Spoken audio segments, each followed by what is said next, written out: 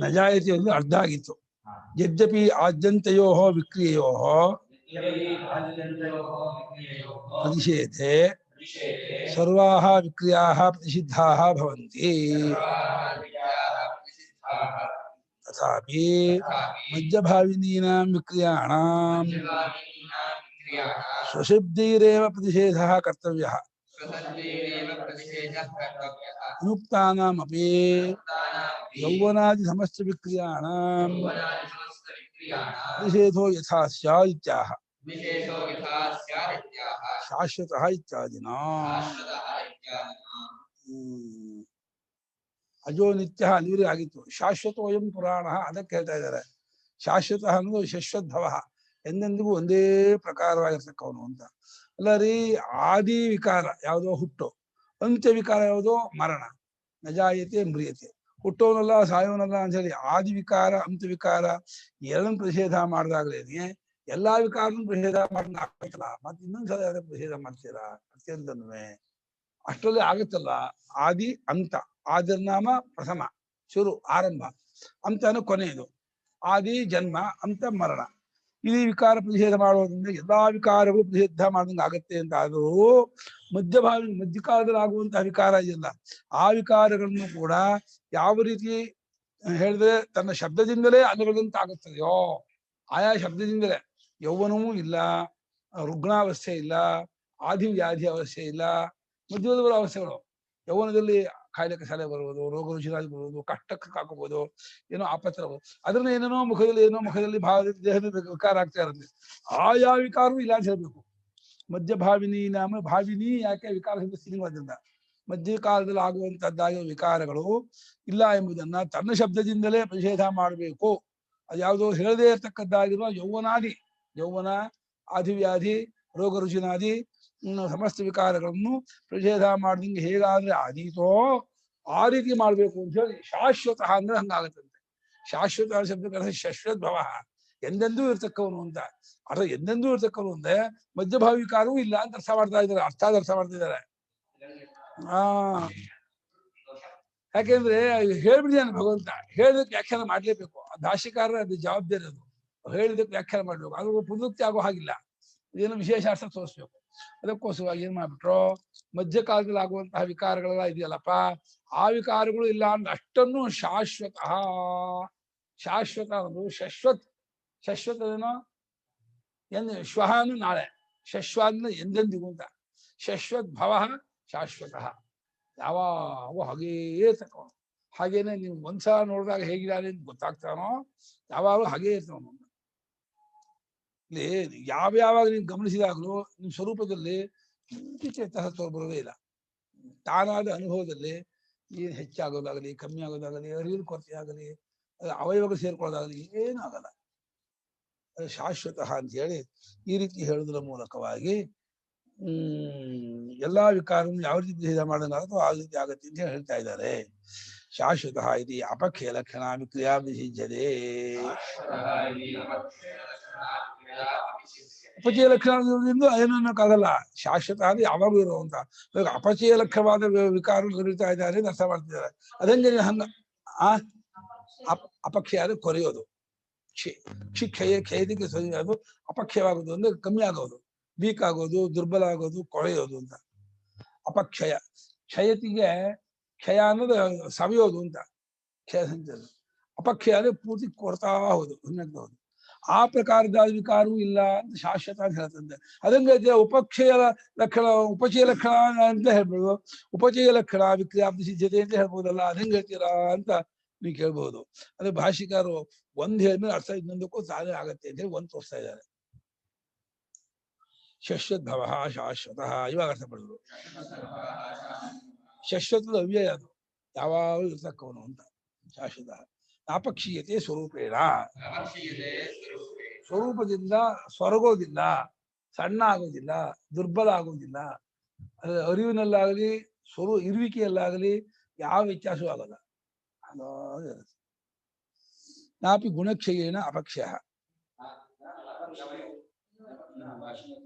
ಬಿಟ್ಬಿಟ್ನಾ? ನಿರವಯವತ್ ಆಗಿಲ್ಲ. ನಾಪಕ್ಷೀಯತೆ ಸ್ವರೂಪೇಣ ನಿರವಯವತ್ವಾತ್ ನಾಪಿ ಗುಣಕ್ಷಯೇನ ಅಪಕ್ಷಯ ನಿರ್ಗುಣತ್ವಾತ್. ಎರಡು ರೀತಿ. ಅಪಕ್ಷಯವಾಗೋದು ಅವಯವದಿಂದ, ಅಪಕ್ಷಯವಾಗೋದು ಗುಣದಿಂದ.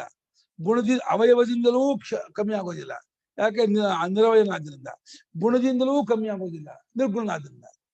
ಯಾವುದೋ ಒಂದು ಬುದ್ಧಿವಂತಿಕೆ ಇರುತ್ತೆ, ಶಕ್ತಿ ಇರುತ್ತೆ, ಓಡಾಡೋ ಅದು ಹೋಗ್ಬಿಡ, ವಯಸ್ಸಾದ್ಮೇಲೆ ಓಡೋ ಶಕ್ತಿ ಹೋಗ್ಬಿಡುತ್ತೆ, ಅದು ಧಾರಣ ಶಕ್ತಿ ಬಂದ್ಬಿಡುತ್ತೆ. ಗುಣದಿಂದ ಕಮ್ಮಿ ಆಗೋದು, ಅವಯವದಿಂದಲೂ ಅಷ್ಟೇ. ದಪ್ಪಾಗಿದ್ದಪ್ಪ ಹಿಂಗಾಗ್ಬಿಟ್ಟಿದ್ದಾನೆ ಅಂತ ಏನೋ ಒಟ್ಮೇಲೆ ಕಾಯಿಲೆಗಳು ಬಂದ್ಬಿಟ್ರೆ ಬೇಗ ವೀಕ್ ಆಗ್ಬಿಡ್ತಾರೆ. ಕಾಯಿಲೆ ಎಲ್ಲ ತಿಂದಾಕ್ಬಿಡುತ್ತೆ ದೇಹನ. ಅದು ದೇಹ ನಮ್ದು ತಂದ್ಕೊಂಡಿರೋದು ದೊಡ್ಡ ತಪ್ಪು. ಎಲ್ಲಾ ಪ್ರಾಣಿಗಳಿಗೂ ಕ್ರಿಮಿಗಳಿಗೂ ಇರುವ ಜಾಗ ಅಂತ ಅಂದ್ಮೇಲೆ ಕ್ರಿಮಿಗಳು ತಿನ್ನತ್ವೆ, ಅದನ್ನ ಅದು ಅನುಭವಿಸುತ್ತವೆ. ಅಪಕ್ಷಯ ವಿಪರೀತ ಬುದ್ಧಿಲಕ್ಷಣ ಕ್ರಿಯಾಪ್ರತಿಸಿದ್ಯತೆ ಪುರಾಣ ಇತಿ. ಅಲ್ಲ, ಆ ಶಾಶ್ವತ ಅನ್ನೋದಕ್ಕೆ ಅಪಕ್ಷಯ ಲಕ್ಷಣ ಇಲ್ಲ ಅಂದ್ರು. ಅಪಕ್ಷಯಲ್ಲಿ ಅವಯವದಿಂದ ಅಪಕ್ಷಯ ಇಲ್ಲ, ಗುಣದಿಂದಲೂ ಇಲ್ಲ ಅಂದ್ರು. ಇವಾಗ ಪುರಾಣ ಅನ್ನೋದು ಏನ್ ಹೇಳುತ್ತೆ ಅಂದ್ರೆ ವೃದ್ಧಿ ರೂಪವಾದ ವಿಕಾರವೂ ಇಲ್ಲ ಹೇಳ್ತಾ ಇದೆ ಅಂತ ಇದ್ದಾರೆ. ಶಾಶ್ವತ ಅನ್ನೋದು ಕೊರೆಯೋ ರೂಪವಾದ ವಿಕಾರವಿಲ್ಲ, ಪುರಾಣ ಅನ್ನೋದು ಅಭಿವೃದ್ಧಿ ರೂಪವಾದ ವಿಕಾರವಿಲ್ಲ. ಶಬ್ದಾರ್ಥ ಅದಲ್ಲ, ಶಬ್ದಾರ್ಥ ಅದಲ್ಲ. ಭಾಷಿಕಾರರು ಈ ಕಾಂಟೆಕ್ಸ್ಟ್ ಅಲ್ಲಿ ಹಾಗೆ ಅರ್ಥ ಮಾಡ್ತಿದ್ದಾರೆ. ಯಾಕಂದ್ರೆ ಪುನರುಕ್ತಿ ಆಗದೆ ಇರ್ಲಿ ಅನ್ನೋಕ್ಕೋಸ್ಕರವಾಗಿ ಪುರಾಣ ಅಂತಂದ್ರೆ ಬುದ್ಧಿರೂಪವಾದ, ಅಂದ್ರೆ ಅಪಕ್ಷಯಕ್ಕೆ ವಿಪರೀತವಾದ ಬುದ್ಧಿರೂಪವಾದ ವಿಕಾರವೂ ಕೂಡ ಇಲ್ಲ ಎಂಬುದಾಗಿ ಹೇಳ್ತಿದ್ದಾನೆ ಪರಮಾತ್ಮ ಪುರಾಣ ಅಂತ ಹೇಳ್ಕೊಂಡು. ಯೋ ಹಿ ಅವಯವ ಆಗಮೇನ ಉಪಚೀಯತೆ ಸಹ ವರ್ಧತೆ ಅಭಿನವ ಇತಿ ಚ ಉಚ್ಯತೆ. ಯಾವಾಗ ಅವಯವಗಳಿಂದ ಕೂಡ್ಕೊಳ್ತಾರ, ಮಗು ಹುಡುಗ ಇಷ್ಟೇ ಇರುತ್ತೆ, ಒಂದಡಿ ಇರುತ್ತೆ, ಅವನು 6 ತಿಂಗಳು ವರ್ಷ ಈಜು ಶುರು ಮಾಡಿದ್ರೆ ಅಂದ್ರೆ ಉದ್ದಾಗಿದೆ, 2 ಅಡಿ ಆಗಿದೆ, ಚೆನ್ನಾಗಿ ಇದು ಮಾಡ್ತಾನೆ ಅಂತ ಹೇಳಿ ಒಬ್ಬನ ಚೆನ್ನಾಗಿದೆ, ಅಭಿನವ ಹೊಸದಾಗ್ಬಿಟ್ಟ ಆಗುದು, ಮಗು ಚೆನ್ನಾಗಾಗ್ಬಿಟ್ಟ ಅಂತ ಹೇಳಿ ಈ ರೀತಿ ಅವಯವಗಳು ತುಂಬಿಕೊಳ್ಳೋದ್ರಿಂದ ಅವನು ಬೆಳೀತಾನೆ ಅಂತಾಗಿ ಅಭಿನವ ಹೊಸಬನಾದ ಅಂತ ಆ ರೀತಿ ಲೋಕದಲ್ಲಿ ಹೇಳ್ತಾ ಇರಂತೆ. ಆ ಸಂಸ್ಕೃತ ಭಾಷೆ ಆಡುಭಾಷೆ ಇದ್ದಾಗ ಆ ರೀತಿ ವ್ಯವಹಾರ ಇತ್ತು ಕಾಣುತ್ತೆ. ಅಭಿನವ ಅಂತ ಹೇಳ್ತಾ ಇರುತ್ತೆ. ಅಯಂತು ಆತ್ಮ ನಿರವಯವತ್ವ ಪುರಾಪಿ ನವ ಏವೇತಿ ಪುರಾಣ. ಇವನಾದರೋ ತೂ ಅಂದ್ರೆ ಇವನಾದರೋ ಅವಯವವಿಲ್ಲದೆ ಇರುವವನಾಗಿರುತ್ತಾನಾದ್ದರಿಂದ ಹಳಬನಾದ್ರೂ ಹೊಸಬರೇ. ಪುರಾ ಅಪಿ ನವ, ಪುರಾ ನ, ಪುರಾಣ ರಕಾಲ ನತ್ವ ಬರುತ್ತೆ. ಪುರಾಣ ಹಳಬನು, ನವಾನ್ ಹೊಸಬನು. ಪುರಾ ನವ ಪುರಾಣ. ಆ ಪುರಾದಲ್ಲಿ ಪುರ ತಗೊಂಡು ನವಲ್ ವಕಾರ ತೆಗೆದುಬಿಡ್ತಾರೆ. ಪುರಾ ನ ಪುರಾಣ ಬರುತ್ತೆ. ಅದು ಹಳಬರ ಮಾಂಧ ಚಕ್ರವರ್ತಿಯಲ್ಲಿ ಹೃದಯದಲ್ಲಿ ಯಾವಾಗ ಸಾಕ್ಷಿಯಾಗಿದ್ನೋ ಅವನೇ ನಮ್ಮ ಹೃದಯಕ್ಕೂ ಬುದ್ಧಿಗೂ ಸಾಕ್ಷಿಯಾಗಿದ್ದಾನೆ. ಅವನಲ್ಲಿ ಅವತ್ತಿಗೂ ಇವತ್ತಿಗೂ ಏನು ವ್ಯತ್ಯಾಸ ಇಲ್ಲ. ಅವಯವ ಇಲ್ಲ ಅಂದ್ರೆ ಎಲ್ಲಕ್ಕೂ ಸಮಾನ ಅದು. ಹೌದು, ಯಾಕೆ ಹಳಬರಾದ ಅವಯವ ಇದ್ರೆ ಆ ಅವಯವ ಹೋಗಿ ಹಳಬ ಇದಾಗ್ಬಿಡ್ತಾನೆ. ನಿರವಯವತ್ವ ಅನ್ನೋದು ಪುರಾಣಕ್ಕೂ ಶಾಶ್ವತ ಎಲ್ಲಕ್ಕೂ ಅದು ಹೊಂದುವಂತಹ ವಿಶೇಷ ಅಷ್ಟೇ. ವೃದ್ಧಿ ರೂಪವಾದ ಅವಿಕಾರವಿಲ್ಲ ಅಂತ ಅರ್ಥ ಮಾಡಿದ್ರು. ಪುರಾಪಿ ನವ ಏವಾಯ್ತು ಪುರಾಣ ಅಂದ್ರು, ಹಳಬನಾದ್ರೂ ಹೊಸವನೇ ಅಂತ. ನಿರವಯವತ್ವ ಅನ್ನೋ ಹೇತು ಎರಡು ಕಡೆಗೂ ಸಮಾನ. ಅಪಕ್ಷಯಕ್ಕೂ ನಿರವಯವತ್ವೇ, ಅಪಕ್ಷಯ ರಹಿತಕ್ಕೂ ವೃದ್ಧಿ ರಹಿತತ್ವಕ್ಕೂ ಪುರಾಣ ನಿರವಯವೇ. ಅವರ್ಧತೆ ಇತ್ಯರ್ಥ, ಹೆಚ್ಚಾಗುವನಲ್ಲ ಅಂತ ಅರ್ಥ. ಈ ಶ್ರುತಿ ಕಠದಲ್ಲಿ ಹೀಗೆ ಇದೆ ಮಂತ್ರ ಅಲ್ಲ, ಕುತಶ್ಚಿತ್ ಇದೆ, ನಾಯಂ ಕುತಶ್ಚಿತ್ ನಭೋಕಸಿ ಇದೆ, ಒಟ್ಟು ಅರ್ಥ ಅದೇ ಇದೆ. ನಜಾಯತೆ ಮ್ರಿಯತೇವ ವಿಪಶ್ಚಿತಿದೆ. ನಜಾಯತೆ ಮ್ರಿಯವ ವಿಪಶ್ಚಿ ಅದು ಯಾತಕ್ಕೆ ಹೇಳ್ತಾ ಇದೀನಿ ಅಂದ್ರೆ ಶ್ರುತಿಯೇ ಹೇಳ್ಬಿಟ್ಮೇಲೆ ಅದಕ್ಕೆ ಹೇಗಾದ್ರು ಹೊಂದಿಸ್ಲೇಬೇಕು. ಇದು ಏನು ಮಾಡೋಕ್ಕಾಗಲ್ಲ. ಅದು ಏನಾಗಿದೆ ಪೌರುಷಯವಾಗಿದ್ರೆ ಈ ಪುನರುಕ್ತಿ ವ್ಯರ್ಥ ಈ ದಂಡ ಅಂತ ಏನಾದ್ರು ತಿರಸ್ಕಾರ ಮಾಡಿ ತೆಗೆದುಹಾಕ್ಬೋದಾಯ್ತು. ಶ್ರುತಿ ಹೇಳಿದ್ರೆ ಹಾಗೆ ತೆಗೆದುಹಾಕಕ್ ಬರಲ್ಲ. ಶ್ರುತಿಗೆ ಇದು ಆಮ್ನಾಥಂ ಪ್ರತಿಪತ್ತಂ ಶಕ್ರಮ ಅಂತ ಏನ್ ಹೇಳಿದ್ಯೋ ಅದನ್ನ ತಿಳ್ಕೊಬೇಕೇ ಹೊರತು ಅದನ್ನ ಒಂದ್ ಅಕ್ಷರ ತೆಗಿಯಕ್ಕೆ ಬರಲ್ಲ, ಒಂದ್ ಅಕ್ಷರ ಕೂಡ್ಸೋಕ್ ಬರಲ್ಲ. ಇರೋದನ್ನ ಅರ್ಥ ಮಾಡ್ಕೋಬೇಕು. ಶ್ರುತ್ಯರ್ಥವನ್ನು ರುಚು ಆನಿನಾಯ ಭಗವಂತ ಭಾಷ್ಯಕಾರ ಹೇಳಿರೋದ್ರಿಂದ ಶ್ರುತ್ಯರ್ಥವನ್ನು ಭಗವಂತ ಹೇಳ್ತಾ ಇರೋದ್ರಿಂದ ಅಷ್ಟಪದಕ್ಕೂ ಅರ್ಥ ಹೇಳಲೇಬೇಕು ಅಪರೋಕ್ತಿಯಾಗಿ. ಅಲ್ಲ ಭಾಷ್ಯಕಾರ ಇದೇ ಮಾಡಬೇಕು ಏನಿಲ್ಲ, ಇದಕ್ಕೆ ಅವಿರುದ್ಧವಾಗಿ ಯಾವ ಅರ್ಥ ಮಾಡಿದ್ರು ಓಕೆ ಅಂತಾರೆ. ಹಾ ಹೊಂದತ್ತೆ. ಅದೇ ಇದರಲ್ಲಿ ಅವಿರುದ್ಧ ಅರ್ಥ ಆದ್ರೆ ಆಯ್ತೆ ಹೊರತು ಆಗ್ರಹ ಏನಿಲ್ಲ, ಇದರಲ್ಲಿ ಹಠ ಏನಿಲ್ಲ. ಒಟ್ಟು ಅನುಭವಕ್ಕೆ ತತ್ವಕ್ಕೆ ವಿರುದ್ಧವಾಗಿರೋ ಅರ್ಥ ಬಂದ್ಬಿಟ್ರೆ ಆಯ್ತು. ನವರ್ಧರಿ ತಥಾ ನಹನ್ಯತೆ ನ ವಿಪರಿಣಮ್ಯತೆ ಹನ್ಯಮಾನೆ ವಿಪರಿಣಮ್ಯಮಾನೇಪಿ ಶರೀರೆ. ನೋಡಿ ಹನತೆಯನ್ನು ಕೊಲ್ಲೋದು ಅರ್ಥ ಇದೆ, ಇಲ್ಲಿ ಕೊಲ್ಲೋ ಅರ್ಥ ಬಿಟ್ಟು ವಿಪರೀತ ಬದಲಾವಣೆ ಆಗೋದು ಅರ್ಥ ತಗೊಳ್ತಾ ಇದ್ದಾರೆ. ಅದು ಇನ್ನು ಕೊಲ್ಲೋದು ಪುನರುಕ್ತಿ ಆಗತ್ತೆ. ಅದು ನಹನ್ಯತೆ ನ ವಿಪರಿಣಮ್ಯತೆಯನ್ನು ಬದಲಾವಣೆ ಆಗುವುದಿಲ್ಲ ಅನ್ನೋ ಅರ್ಥ ತಗೊಂಡು ಹನ್ಯತೆಗೆ. ಅಂದ್ರೆ ಶರೀರೇ ಹನ್ಯಮಾನೇ, ಶರೀರವು ಹೊಡೆಯಲ್ಪಡುತ್ತಿದ್ದನ್ನು ಬದಲಾವಣೆ ಆಗ್ತಾ ಇದ್ರು, ಕೊಲ್ಲಲ್ಪಡ್ತಾ ಇದ್ದು ಅರ್ಥ ಮಾಡು. ಬದಲಾವಣೆ ಆಗ್ತಾ ಇದ್ರು ಕೂಡ ಆತ್ಮನ ಬದಲಾವಣೆ ಆಗೋದಿಲ್ಲ. ನಮ್ಮ ಅನುಭವದಲ್ಲಿ ಇದ್ದೇ ಇದೆ. ಇದಕ್ಕೆ ನಮ್ಮ ಅನುಭವ ಜಾಸ್ತಿ ಪ್ರಮಾಣ. ಹೌದು ದೇಹ ವೀಕ್ ಆಗ್ತಾ ಇದೆ ಗೊತ್ತಾಗತ್ತೆ, ಇವಾಗ ದೇಹ ಪುಷ್ಟವಾಯಿತು ಅಂತ ಗೊತ್ತಾಗತ್ತೆ. ದೇಹದಲ್ಲಿ ಏನೇನೇನು ಬದಲಾವಣೆ ಆದ್ರೂ ಅಷ್ಟನು ದೇಹ ಬದಲಾವಣೆ, ಇಂದ್ರಿಯ ಬದಲಾವಣೆ, ಮನಸ್ಸಿನ ಬದಲಾವಣೆ, ಬುದ್ಧಿ ಬದಲಾವಣೆ ಎಲ್ಲ ಕಾಲ ದೇಶ ಸಮೇತವಾಗಿ ಅಷ್ಟನ್ನು ಅನುಭವ ಗುರುತಿಸ್ತಾನೇ ಇರತ್ತೆ. ಅನುಭವ ಅದಷ್ಟನ್ನು ಗುರುತಿಸ್ತಾ ಇರೋದ್ರಲ್ಲೇ ಅದಷ್ಟಕ್ಕಿಂತ ತಾನು ಬೇರೆಯಾಗಿದೆ, ಅದಷ್ಟಕ್ಕೂ ಅದು ಅಂಟುಕೊಂಡಿಲ್ಲ, ಅದಷ್ಟಕ್ಕೂ ಸಾಕ್ಷಿಯಾಗಿದೆ, ಅತೀತವಾಗಿದೆ, ಸ್ವತಂತ್ರವಾಗಿದೆ. ಹಾಗಾಗಿ ಅದು ನಮ್ಮ ಸ್ವರೂಪವೇ ಹೊರತು ಅರಿಸಿಕೊಂಡ ವಿಶೇಷ ರೂಪ ನಮ್ಮ ಸ್ವರೂಪ ಅಲ್ಲ ಅನ್ನೋದೇ ಇಲ್ಲಿ ತಾತ್ಪರ್ಯದಲ್ಲಿ ಹೇಳ್ತಾ ಇರುವಂತಹ ವಿಚಾರ. ಅದು ಮುಖ್ಯ. ಯಾವುದು ಗೊತ್ತಾಗ್ತಾ ಇದೆಯೋ, ಯಾವುದು ವಿಶೇಷವಾಗ್ತಿದೆಯೋ, ಬದಲಾಗ್ತಿದೆಯೋ ಅದು ನಾನಲ್ಲ, ನಮ್ಮ ಸ್ವರೂಪ ಅಲ್ಲ ಅಂತ. ಹಂತಿ ಅತ್ ವಿಪರಿಣಾಮಾರ್ಥೇ ದ್ರಷ್ಟವ್ಯ ಅಪರೋಕ್ತತಾಯೈ. ಅವರೇ ಬರ್ಬಿಟ್ರು.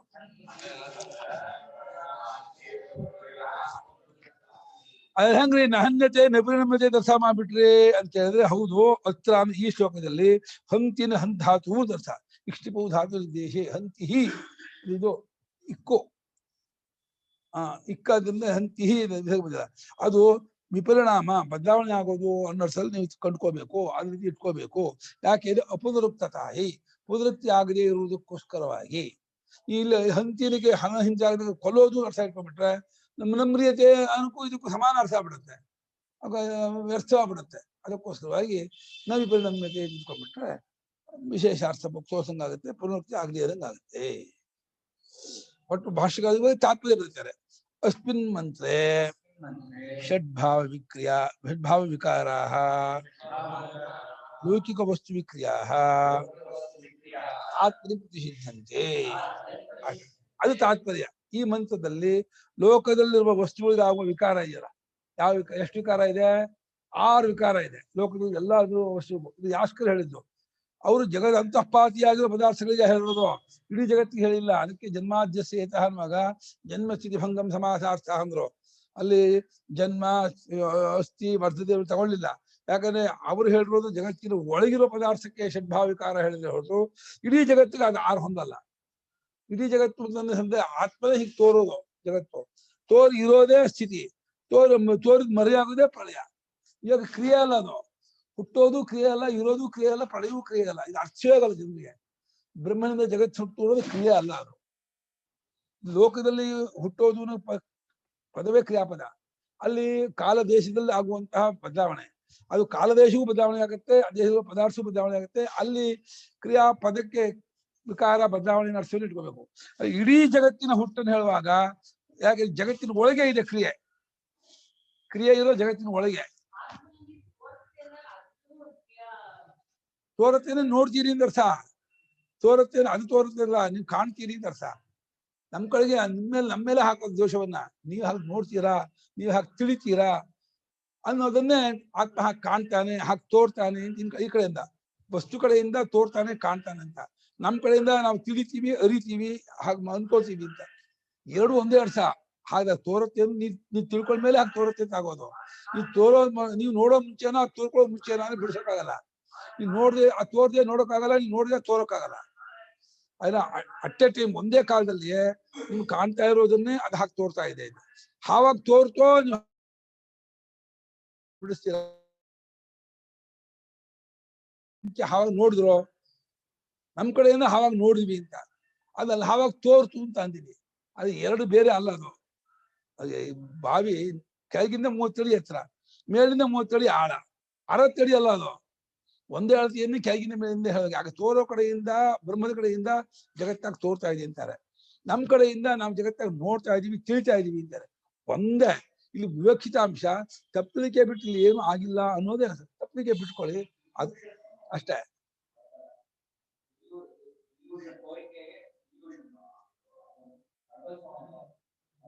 ಈಗ ಆಭಾಸ ಅಂತ ಬರೀತಾರೆ ಭಾಷ್ಯಕಾರರು.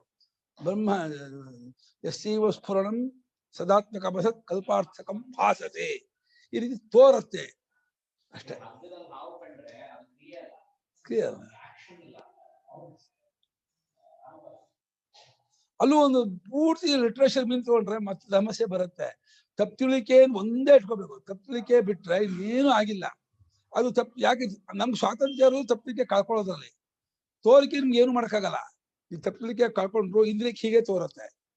ಆದ್ರೆ ತೋರಿಕೆ ಅನರ್ಥ ಕಾರಣ ಅಲ್ಲ, ತಿಳ್ಕೊಳ್ಳೋದು ಅನರ್ಥ ಕಾರಣ. ಹಾವು ತಿಳ್ಕೊಳ್ಳೋದು ಹೆದರಿಕೆ ಕಾರಣ ಹೊರತು ಹಾವಾಗ ತೋರೋದು ಹೆದರಿಕೆ ಕಾರಣ ಅಲ್ಲ. ಕ್ರಿಯೆ ಇಲ್ಲೇ ಇಲ್ಲ. ಕ್ರಿಯೆಯು ಒಳಗಿರೋದು. ಕ್ರಿಯೆಯು ಸೃಷ್ಟಿ ಒಳಗಿರೋದು. ಕ್ರಿಯೆಯು ಸೃಷ್ಟಿ ಆಗ್ಬೇಕು. ನಾಮ ರೂಪ ಕ್ರಿಯೆ ಮೂರು ಸೃಷ್ಟಿ ಆಗ್ಬೇಕು.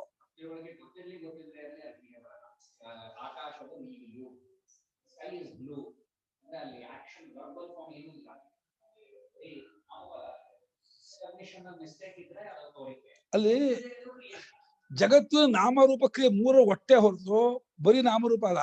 ನಾಮರೂಪ ಕ್ರಿಯೆ ಒಟ್ಟು ಜಗತ್ತಾದ್ರಿಂದ ಆ ಜಗತ್ತಿನ ಒಳಗೆ ಕ್ರಿಯೆ, ಒಳಗೆ ನಾಮ, ಒಳಗೆ ರೂಪ ಆದ್ರಿಂದ ಇಡೀ ಜಗತ್ತಿಗೆ ಅದು ಬರಲ್ಲ ನಾಮರೂಪ ಕ್ರಿಯೆ. ಜಗತ್ ಅಂತಃಪಾತಿಯಾಗಿರ್ತಕ್ಕ. ಹಾಗೆ ಜಗತ್ತು ಹುಟ್ಟು ಅನ್ನೋ ಶಬ್ದಕ್ಕೆ ಅರ್ಥವೇ ತಪ್ಪಾಗಿ ತಿಳಿತೀವಿ, ತಪ್ಪಾಗಿ ತೋರ್ತಾ ಇದೆ, ತಪ್ಪಾಗಿ ನಾವು ಅಂದ್ಕೊಂಡಿದ್ವಿ ಅನ್ನೋದೇ ಅರ್ಥ ಕರೆಕ್ಟ್ ಹೊಂದೋದು. ಯಾವಾಗ ಇಲ್ವಲ್ಲ, ಇರೋದು ಯಾವಾಗ ಏಕಮೇವ ದ್ವಿತೀಯ ಬ್ರಹ್ಮ ಆದ್ರಿಂದ, ಅದೇ ಬಿಟ್ಟು ಇನ್ನೊಂದು ಇಲ್ಲವೇ ಇಲ್ವಾದ್ರಿಂದ ಏನ್ ಮಾಡಿದ್ರು ಸೃಷ್ಟಿನ ಹೊಂಸಕ್ಕಾಗಲ್ಲ. ಅದಕ್ಕೆ ಗೌಡಪಾದರು ಯಾವ ಕಾರಣದಿಂದಲೂ ನ ಕಶ್ಚಿಜ್ಜಾಯತೆ ಜೀವ ಸಂಭವಸ್ಯ ರವಿದ್ಯತೆ, ಯಾವ ಜೀವ ಹುಟ್ಟಲ್ಲ, ಏನೋ ಒಂದಲ್ಲ. ಸರ್ವೇ ಧರ್ಮ ಜರಾಮರಣ ಮುಕ್ತ ಸರ್ವೇ ಧರ್ಮ ಯಾವುದಕ್ಕೂ ಪ್ರಪಂಚ ವಿದ್ಯೇತ ನಿವರ್ತೇತ. ಯಾವುದು ಸೃಷ್ಟಿ ಏನ್ ಮಾಡೋದು ಹೊಂಸಕ್ಕಾಗಲ್ಲ ಅಂತ ಅವ್ರು ಇದು ಮಾಡಿದ್ರು. ಈ ಮಂತ್ರದಲ್ಲಿ ಭಾಷೆಗಾರರು ಈ ಶ್ಲೋಕದಲ್ಲಿ ಹೇಳಿಲ್ಲ. ಈ ಮಂತ್ರದಲ್ಲಿ ಆತ್ಮನಲ್ಲಿ ಷಡ್ಭಾವ ವಿಕಾರವು, ಲೋಕದಲ್ಲಿ ಪದಾರ್ಥಕ್ಕಿರುವ ಷಡ್ಭಾವ ವಿಕಾರವು ಆತ್ಮನಲ್ಲಿ ಇಲ್ಲ ಎಂಬುದನ್ನು ಅಲಗಡಿತಾ ಇದ್ದಾನೆ ಪರಮಾತ್ಮ. ಪದಾರ್ಥಕ್ಕಿದೆ. ಒಂದು ಪುಸ್ತಕ ಹುಟ್ಟು, ಇವತ್ತು ಸಂಹಿತಾ ಪುಸ್ತಕ ಬರುತ್ತೆ, ಇವತ್ತು ಯಾರಾಗಿ ಬರುತ್ತೆ, ಸ್ವಲ್ಪ ದಿವಸ ಇರುತ್ತೆ, ಆಮೇಲೆ ಹರಿದೋಗುತ್ತೆ. ಏನ್ ಮಾಡಕ ಸ್ವಭಾವ ಕಾಲದಲ್ಲಿ ಆಗಿದ್ದಕ್ಕಲ್ಲ ಉಂಟು. ಅದು ಆತ್ಮದಲ್ಲಿ ಇದು ಯಾವುದೂ ಇಲ್ಲ. ಒಟ್ಟು ಏನ್ ತಾತ್ಪರ್ಯ? ಸರ್ವ ಪ್ರಕಾರ ವಿಕ್ರಿಯಾರಹಿತ ಆತ್ಮ ಇದು ವಾಕ್ಯಾರ್ಥ. ಯಾವ ಪ್ರಕಾರದ್ದಾದ ವಿಕಾರವು ಆತ್ಮನಲ್ಲಿ ಇಲ್ಲ, ಇದೆಲ್ಲದನ್ನು ಬಿಟ್ಕೊಂಡವನು, ಇದು ಯಾವುದೂ ಇಲ್ಲದವನು ಆತ್ಮನು ಎಂಬುದೇ ವಾಕ್ಯಾರ್ಥ. ಇದೇ ಪ್ರಧಾನ ಉಪದೇಶ ಗೀತೆಗೆ. ಈ ಮಂತ್ರ ಇದೆಯಲ್ಲ, ನಜಾಯಿತೆ ಮ್ರಿಯತೇವ ಅನ್ನೋದೇ ಮುಖ್ಯವಾಗಿ ಆತ್ಮತತ್ವೋಪದೇಶ. ಯಾವ ಪ್ರಕಾರದ್ದಾದ ವಿಕಾರಹಿತನು ಅಂತ. ನಾವು ವಿಕಾರವಂತನು ನಾವು ಒಂದು ರೀತಿ ಅದಂಶನ ಮಾಡ್ಕೊಂಡ್ವಿ, ಇಟ್ಕೊಂಡ್ಬಿಟ್ಟಿದೀವಿ. ನಾನು ಇಷ್ಟು ಬೆಳೆದ್ಬಿಟ್ಟಿದೀನಿ, ಇಷ್ಟ ಆಗ್ಬಿಟ್ಟಿದೀನಿ, ಈ ರೀತಿ ಇದ್ದೀನಿ, ಇನ್ನೆಷ್ಟು ದಿವಸ ಇರ್ತೀರೋ ಏನೋ ಹೇಗೋ ಗೊತ್ತಿಲ್ಲ. ನಾನು ಈ ರೀತಿ ಇರುವಾಗ ನನಗೆ ಒಂದು ಹೆಸರು, ಆಕಾರ, ಗುಣ, ಕ್ರಿಯೆ, ದ್ರವ್ಯ, ಕಾಲ ಎಲ್ಲ ಸಂಬಂಧವೂ ಇದೆ ಅಂತ ನೀವು ಹುಟ್ಟಾಕೊಂಡ್ಬಿಟ್ಟಿದೀವಿ. ಈಗ ತೆಗೆದು ಹಾಕ್ಬೇಕು. ಏನು ನಾವು ಆಲ್ರೆಡಿ ಮಾಡ್ಕೊಂಡ್ಬಿಟ್ಟಿದೀವಿ, ಕಿತ್ತಾಕೋದೇ ಶಾಸ್ತ್ರದ ಕೆಲಸ. ಒಟ್ಟು ಯಾವ ಪ್ರಕಾರದ್ದಾದ ವಿಕಾರವೂ ಇಲ್ಲದವನು ಆತ್ಮನು ಎಂಬುದೇ ಈ ವಾಕ್ಯದ ಅರ್ಥ. ಯಸ್ಮಾದೇವನ್ ತಸ್ಮಾತ್ ಭೌತೋನು ವಿಜಾನೀತ ಇದು ಪೂರ್ವೇಣ ಮಂತ್ರೇಣ ಸಂಬಂಧ.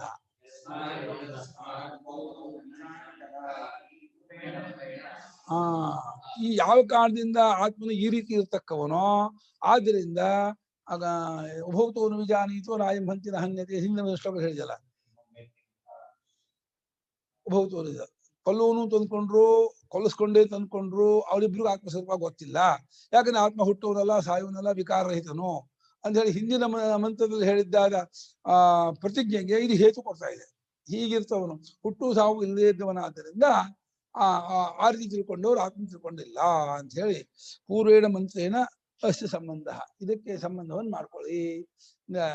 20ನೇ ಮಂತ್ರ ಇದು, ಅದು 19ನೇ ಶ್ಲೋಕದಲ್ಲಿ ಹೇಳಿದಂತಹ ಕೊಲ್ಲೋದಿಲ್ಲ, ಕೊಲ್ಲವನು ಕೊಲ್ಲಿಸ್ಕೊಂಡು ತಿಳ್ಕೊಂಡು ತಿಳಿದವನಲ್ಲ ತತ್ವವನ್ನ ಅಂತ ಹೇಳಿದೆಲ್ಲ, ಅದಕ್ಕೆ ಹೇತುವನ್ನು ಕೊಡ್ತಾ ಇದೆ ಅಂತ ಅರ್ಥ. ಇವಾಗ ಏನಂ ವೇತ್ಯ ಹಂತಾರಂ ಚನೇನ ಮಂತ್ರೇಣ ಅನನಕ್ರಿಯಾಯಾಃ ಕರ್ತಾ ಕರ್ಮ ಚ ನ ಭವತಿ ಇತಿ ಪ್ರತಿಜ್ಞಾಯ ನ ಜಾಯತೆ ಇತ್ಯನೇನ ಅವಿಕ್ರಿಯತ್ವಂ ಹೇತುಂ ಉಕ್ತ್ವಾ ಪ್ರತಿಜ್ಞಾತಾರ್ಥಂ ಉಪಸಂಹರತಿ. ಇದು ಮುಂದಿನ 21ನೇ ಶ್ಲೋಕಕ್ಕೆ ಪೀಠಿಕೆ ನೋಡಿ. ನ ಜಾಯತೆ ಏನಂ ವೇತ್ಯ ಹಂತಾರಂ ಇತ್ಯನೇನ ಮಂತ್ರ ಏನ ಅಂತ ಇದ್ದಾರೆ ಭಾಷಿಕಾರರು. ಶ್ಲೋಕ ಅಂತ ಹೇಳಿಲ್ಲ, ಅದು ಮಂತ್ರ ಶ್ರುತಿ ಅಂತ ಹೇಳ್ತಾ ಇದ್ದಾರೆ.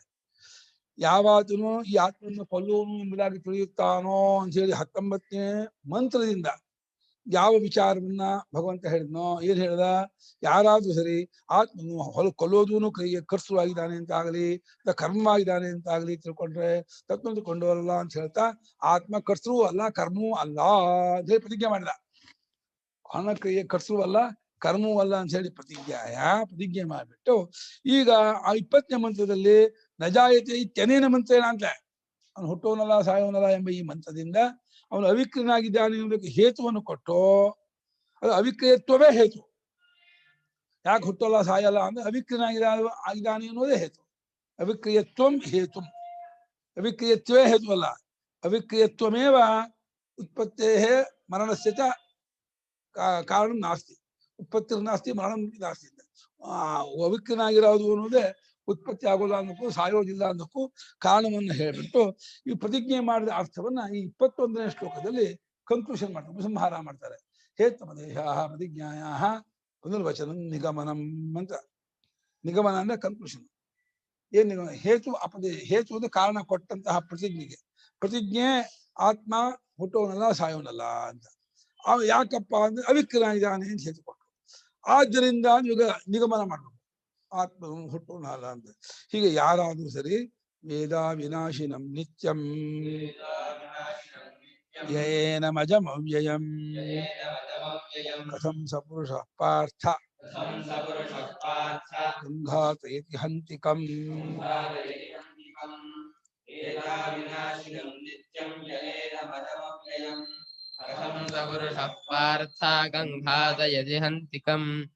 ವೇದ ಅವಿನಾಶಿನಂ ನಿತ್ಯಂ ಯಹ ಏನಂ ಅಜಂ ಅವ್ಯಯಂ ಕಥಂ ಸಹ ಪುರುಷಃ ಪಾರ್ಥ ಕಂ ಘಾತಯತಿ ಹಂತಿ ಕಂ. ಹೇ ಪಾರ್ಥ, ಎಲ್ಲಿ ಅರ್ಜುನನೇ, ಅವಿನಾಶಿನಂ ನಿತ್ಯಂ ಏನಂ ಯಹ ಅವ್ಯಯಂ ಅಜಂ ಯಹ ವೇದ, ಅಷ್ಟು ವಿಶೇಷಣ. ಅವಿನಾಶಿ, ನಾಶವಾಗದ, ಎಂದೆಂದಿಗೂ ಇರುವ, ಹುಟ್ಟಿಲ್ಲದ, ಸವೆತವಿಲ್ಲದೆ ಇರುವ ಈತನನ್ನ ಯಾವ ಅರಿತಿರ್ತಾನೋ ನೋಡಿ. ಅವ್ಯಯ ಬೇರೆ, ಅವಿನಾಶಿ ಬೇರೆ, ಅಜ ಬೇರೆ, ನಿತ್ಯ ಬೇರೆ. ಅಜ ಅಂದ್ರೆ ಹುಟ್ಟಿಲ್ಲದವನು, ನಿತ್ಯ ಅಂದ್ರೆ ಎಂದೆಂದಿಗೂ ಇರುವವನು, ಅವ್ಯಯ ಅಂದ್ರೆ ಸವೆತವಿಲ್ಲದವನು, ಅವಿನಾಶಿ ಅಂದ್ರೆ ನಾಶವಿಲ್ಲ, ಮರಣವಿಲ್ಲದವನು. ಹೀಗಿರ್ತಕ್ಕಂತಹ ಆತ್ಮನನ್ನ ಯಾವಾಗಲೂ ಅರಿತಿರುತ್ತಾನೋ ಯಹ ವೇದ, ಹೀಗೆ ಅರಿತಿರ್ತಾನೋ ಹಾಗೆ ಅರಿತ್ಕೊಂಡವನು ಹೇಗ್ತಾನೆ, ನೀನ್ ಹೇಳೋ ಅರ್ಜುನ, ಹೇಗ್ತಾನೆ ಕೊಲ್ತಾನೆ? ಇದು ಆಕ್ಷೇಪ, ಇದು ಪ್ರಶ್ನೆ ಅಲ್ಲ. ಪ್ರಶ್ನೆ ಮಾಡಿದ್ರೆ ಪರಮಾತ್ಮ ಅಜ್ಞಾನ ಬಿಡ್ತಾನೆ, ಅರ್ಜುನ ಉತ್ತರ ಕೊಡೋನು ಅಂತ ಬಿಡ್ತಾನೆ. ಪ್ರಶ್ನೆ ಮಾಡೋನು ಕೇಳಿಯೇ, ಉತ್ತರ ಕೊಡೋನು ದೊಡ್ಡವನು. ಪರಮಾತ್ಮ ಉಪದೇಶಕ್ಕೆ ಹೊರಟವನ್ನೇ ಹೊರತು ಅವನು ಪ್ರಶ್ನೆ ಮಾಡಕ್ ಹೊರಟಿಲ್ಲ. ಹಾಗಾದ್ರಿಂದ ಆಕ್ಷೇಪಾರ್ಥವೇ ಹೊರತು ಪ್ರಶ್ನಾರ್ಥ ಹೊಂದಲ್ಲ. ಅವನು ಸರ್ವಜ್ಞನಾದ್ರಿಂದ ಅವನೇ ಪ್ರಶ್ನೆ ಮಾಡ್ತಾನೆ, ಅವನಿಗೇನು ಸಂಶಯ ಇಲ್ಲಪ್ಪ. ಆದ್ರಿಂದ ಹೇ ಅರ್ಜುನ, ಹೇ ಪಾರ್ಥ, ಹೇಗ್ತಾನೆ ಅವನು ಕೊಲ್ಲಿಸ್ತಾನ, ಹೇಗ್ತಾನೆ ಕೊಲ್ತಾನ? ಘಾತಿ ಇದೆ ಹೇಳ್ಬಿಟ್ಟು, ಹಾತಿ ಇದೆ ಆಗಲ್ಲ. ಹಂತೇರ್ ಘ ಸೂತ್ರ, ನಿಚ್ಚಲ್ಲಿ ಘ ಆದೇಶ ಆಗತ್ತೆ, ಘಾತಿ ಇದೆ ಆಗ್ಬಿಡುತ್ತೆ. ನಿಜಂತ ಬಂತ ಪ್ರಕರಣ ಬಂತಲ್ಲ, 2-3 ಶ್ಲೋಕ ಅಷ್ಟಲ್ಲ, ಜಾಸ್ತಿ ಬರೇ ಇಲ್ಲ ನಿಚ್ಚ ಹೇಗೆ ಮಾಡುದು ಅಂತ.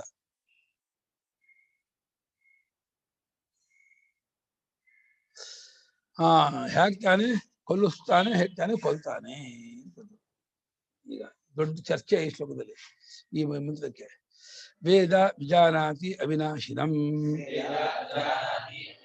ಪಂಚಭಾವ ವಿಕಾರ ರಹಿತಂ ನಿತ್ಯಂ ವಿಪರಿಣಾಮ ರಹಿತಂ ಯೋ ವೇದ ಇತಿ ಸಂಬಂಧ. ಸಂಬಂಧೋ ನಾಮ ಅನ್ವಯ. ಅನ್ವಯಕ್ಕೆ ಸಂಬಂಧ ಅಂತಾರೆ ಭಾಷೆಗಾರ.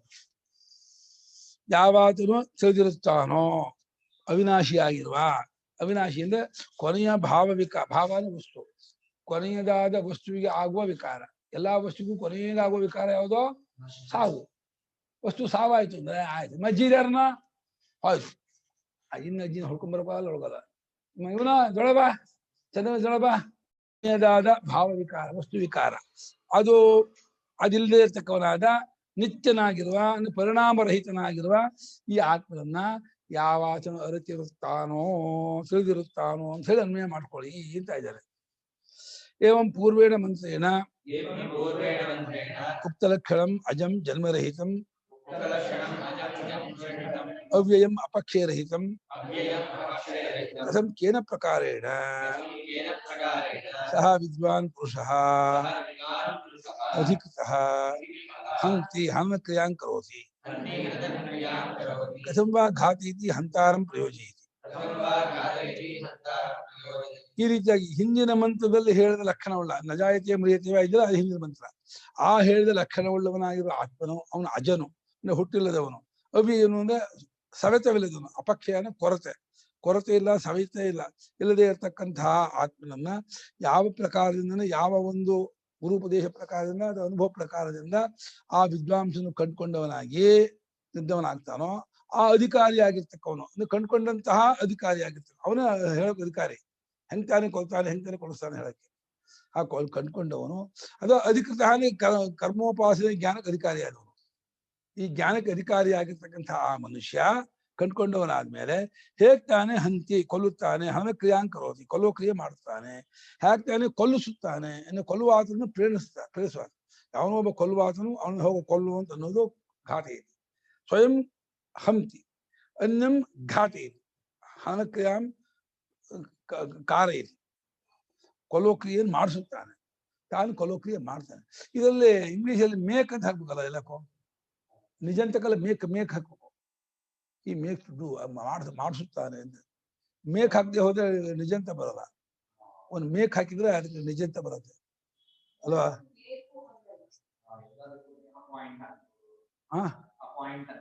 ಅಪಾಯಿಂಟ್ ಅಂದ್ರೆ ಬೇರೆ ಕ್ರಿಯೆ ಅಲ್ಲ, ಮಾಡಿಸುವುದು ಅಂತ. ಇವಾಗ ನೋಡುವಂತೆ ಮಾಡಿಸುತ್ತಾನೆ, ಹೇಗೆ ನೋಡುವಂತೆ ಚಂದ್ರನ್ ನೋಡೋ ಅಂತ ಹೇಳಿ ನೋಡೋ ಕಳಿಸ್ತಾನೆ ಅಲ್ವಾ? ಒತ್ತಾಯ ಮಾಡ್ತಾನೆ ಬೇರೆ. ನೀವು ಒತ್ತಾಯ ಮಾಡೋದು ನಡೆಸ್ತಾ ಇದ್ದೀರ, ಸ್ಟ್ರೆಸ್ ಮಾಡೋದು ಅಂದ್ರೆ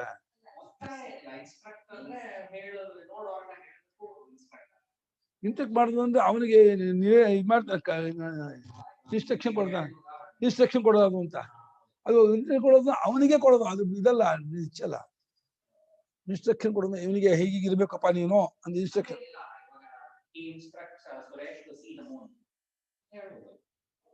ಅದು ನಿಮ್ಮಿಂದ ಅಂತ.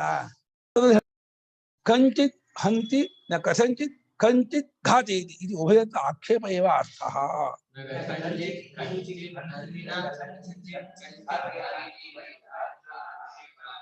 ಹೇಗೂ ಯಾರನ್ನೂ ಕೊಲ್ಲೋದಿಲ್ಲ, ಹೇಗೂ ಯಾರನ್ನೂ ಕೊಲಿಸೋದಿಲ್ಲ. ಅದು ಹೇಗಯ್ಯ ಯಾರನ್ನಯ್ಯ ಕೊಲ್ತಾನೆ ಹಂಗೆ ಮುಂಚೆ ಮಗು. ಹೆಂಗಯ್ಯ ಯಾರನ್ನಯ್ಯ ಅವನು ಕೊಲ್ತಾನೆ, ಅದು ಹೆಂಗಯ್ಯ ಯಾರನ್ನಯ್ಯ ಕೊಲಿಸ್ತಾನೆ ಅಂತ ಹೇಳಿ ಈ ರೀತಿ ಆಕ್ಷೇಪಾರ್ಥ ಮಾಡ್ಕೋಬೇಕು ಹೊರತು ಪ್ರಶ್ನಾರ್ಥ ಮಾಡ್ಕೋಬೇಡಿ. ಆ ಕಥಮ್ಮನ ಪದ ಪ್ರಶ್ನಾರ್ಥಗಳು ಬರುತ್ತೆ, ಆಕ್ಷೇಪಾರ್ಥಗಳು ಬರುತ್ತೆ. ಹೆಂಗ್ ಕೊಲ್ತಾನೆ ಅಂದ್ರೆ ಹಿಂಗ್ ಕೊಲ್ತಾನೆ ಅಂತ ಉತ್ತರ ಕೊಡ್ಬೇಡಿ ಅಂತ. ಮುಚ್ಚಿ ತಗೊಂಡು ಕಡಿತಾನೆ ಅಂತ ಕೊಲ್ತಾನೆ. ಆಕ್ಷೇಪ ಕೊಲ್ಲುವಂತೆ ಮಾಡುತ್ತಾನೆ, ತಲೆ ಮಾಡಿ ಕೊಲ್ಲಿಸ್ಕೊಳ್ದಾಗಲ್ಲ. ನಾನ್ ಕೊಲ್ಲಿಸ್ಕೊಂಡೆ ಅಂತ ಹಾಗೆ ಹೇಳ್ಕೋಬೇಕು. ಅವಾಗ ಆ ಉತ್ತಮ ಪ್ರಯೋಗ ಮಾಡ್ಬೇಕು. ಬೇರೆಯವ್ರನ್ನ ಕೊಲ್ಲುವಂತೆ ಮಾಡುದು, ಬೇರೆ ಹೋಗೋ ಕೊಲ್ಲುವವನನ್ನ ಅಂತ ಹೇಳೋದು. ಹಾ ಸುಪಾರಿ ಕೊಲಿಸ್ತಾನೆ, ಹೇಗ್ತಾನೆ, ಕೊಲ್ತಾನೆ ಎಂಬುದಾಗಿ ಆಕ್ಷೇಪಾರ್ಥವನ್ನು ಹೇಳ್ಕೊಳ್ಳಿ ಇಟ್ಕೋಬೇಕು. ಯಾಕೆ ಪ್ರಶ್ನಾರ್ಥ ಅಸಂಭವ. ಪ್ರಶ್ನಾರ್ಥಿ ಇಲ್ಲಿ ಭಗವಂತ ಪ್ರಶ್ನೆ ಮಾಡೋದು ಹೊಂದಲ್ಲ, ಅವನು ಸರ್ವಜ್ಞ. ಅವನು ಸರ್ವಜ್ಞನಾದ ಪರಮಾತ್ಮ ಅರ್ಜುನ ಏನ್ ತಿಳ್ಕೊಬೇಕಾಗಿಲ್ಲ. ಅವನು ಅರ್ಜುನ ಉಪದೇಶ ಮಾಡಕ್ ಹೊರಟಿದ್ದಾನೆ. ಹಾಗಾಗಿ ಅರ್ಜುನದ ಆಕ್ಷೇಪ ಮಾಡ್ತಿದ್ದಾನೆ. ಹೆಂಗ್ತಾನೆ ಕೊಲಿಸ್ತಾನೋ, ಹೆಂಗ್ತಾನೆ ಕೊಲ್ತಾನೋ ಅರ್ಜುನ, ಹೆಂಗೂ ಕೊಲ್ಲಲ್ಲ ಕಣೋ, ಹೆಂಗೂ ಕೊಲ್ಸಲ್ಲ ಕಣೋ ಅವನು ಅಂತೇಳಿ ಆಕ್ಷೇಪಾರ್ಥ. ಹೆಂಗ್ತಾನೆ ಕೊಲ್ತಾನೋ ಕೊಲ್ತಾನೆ ಆಕ್ಷೇಪ ಮಾಡಬೇಕು. ಯಾಕೆಂದ್ರೆ ಹೇತ್ವರ್ಥಸ್ಯ ಅವಿಕ್ರಿಯತ್ವಸ್ಯ ತುಲ್ಯತ್ವಾ ವಿದುಷಃ ಸರ್ವಕರ್ಮ ಪ್ರತಿಷೇಧ ಏವ ಪ್ರಕರಣಾರ್ಥೋ ಅಭಿಪ್ರೇತಃ ಭಗವತಃ. ಕೊಲ್ಲೋದಕ್ಕೂ ಕೊಲ್ಲಿಸ್ಕೊಳ್ಳೋದಕ್ಕೂ ಅವಕಾಶ ಇಲ್ಲ, ಇಲ್ಲ ಸಂದರ್ಭ ಇಲ್ಲ ಅನ್ನೋದಕ್ಕೆ ಹೇತು ಏನು? ಅವಿಕ್ರಿಯನಾಗಿದ್ದಾನೆ ಅನ್ನೋದೇ. ಹೆಂಗಯ್ಯ ಕೊಲ್ತಾನೆ?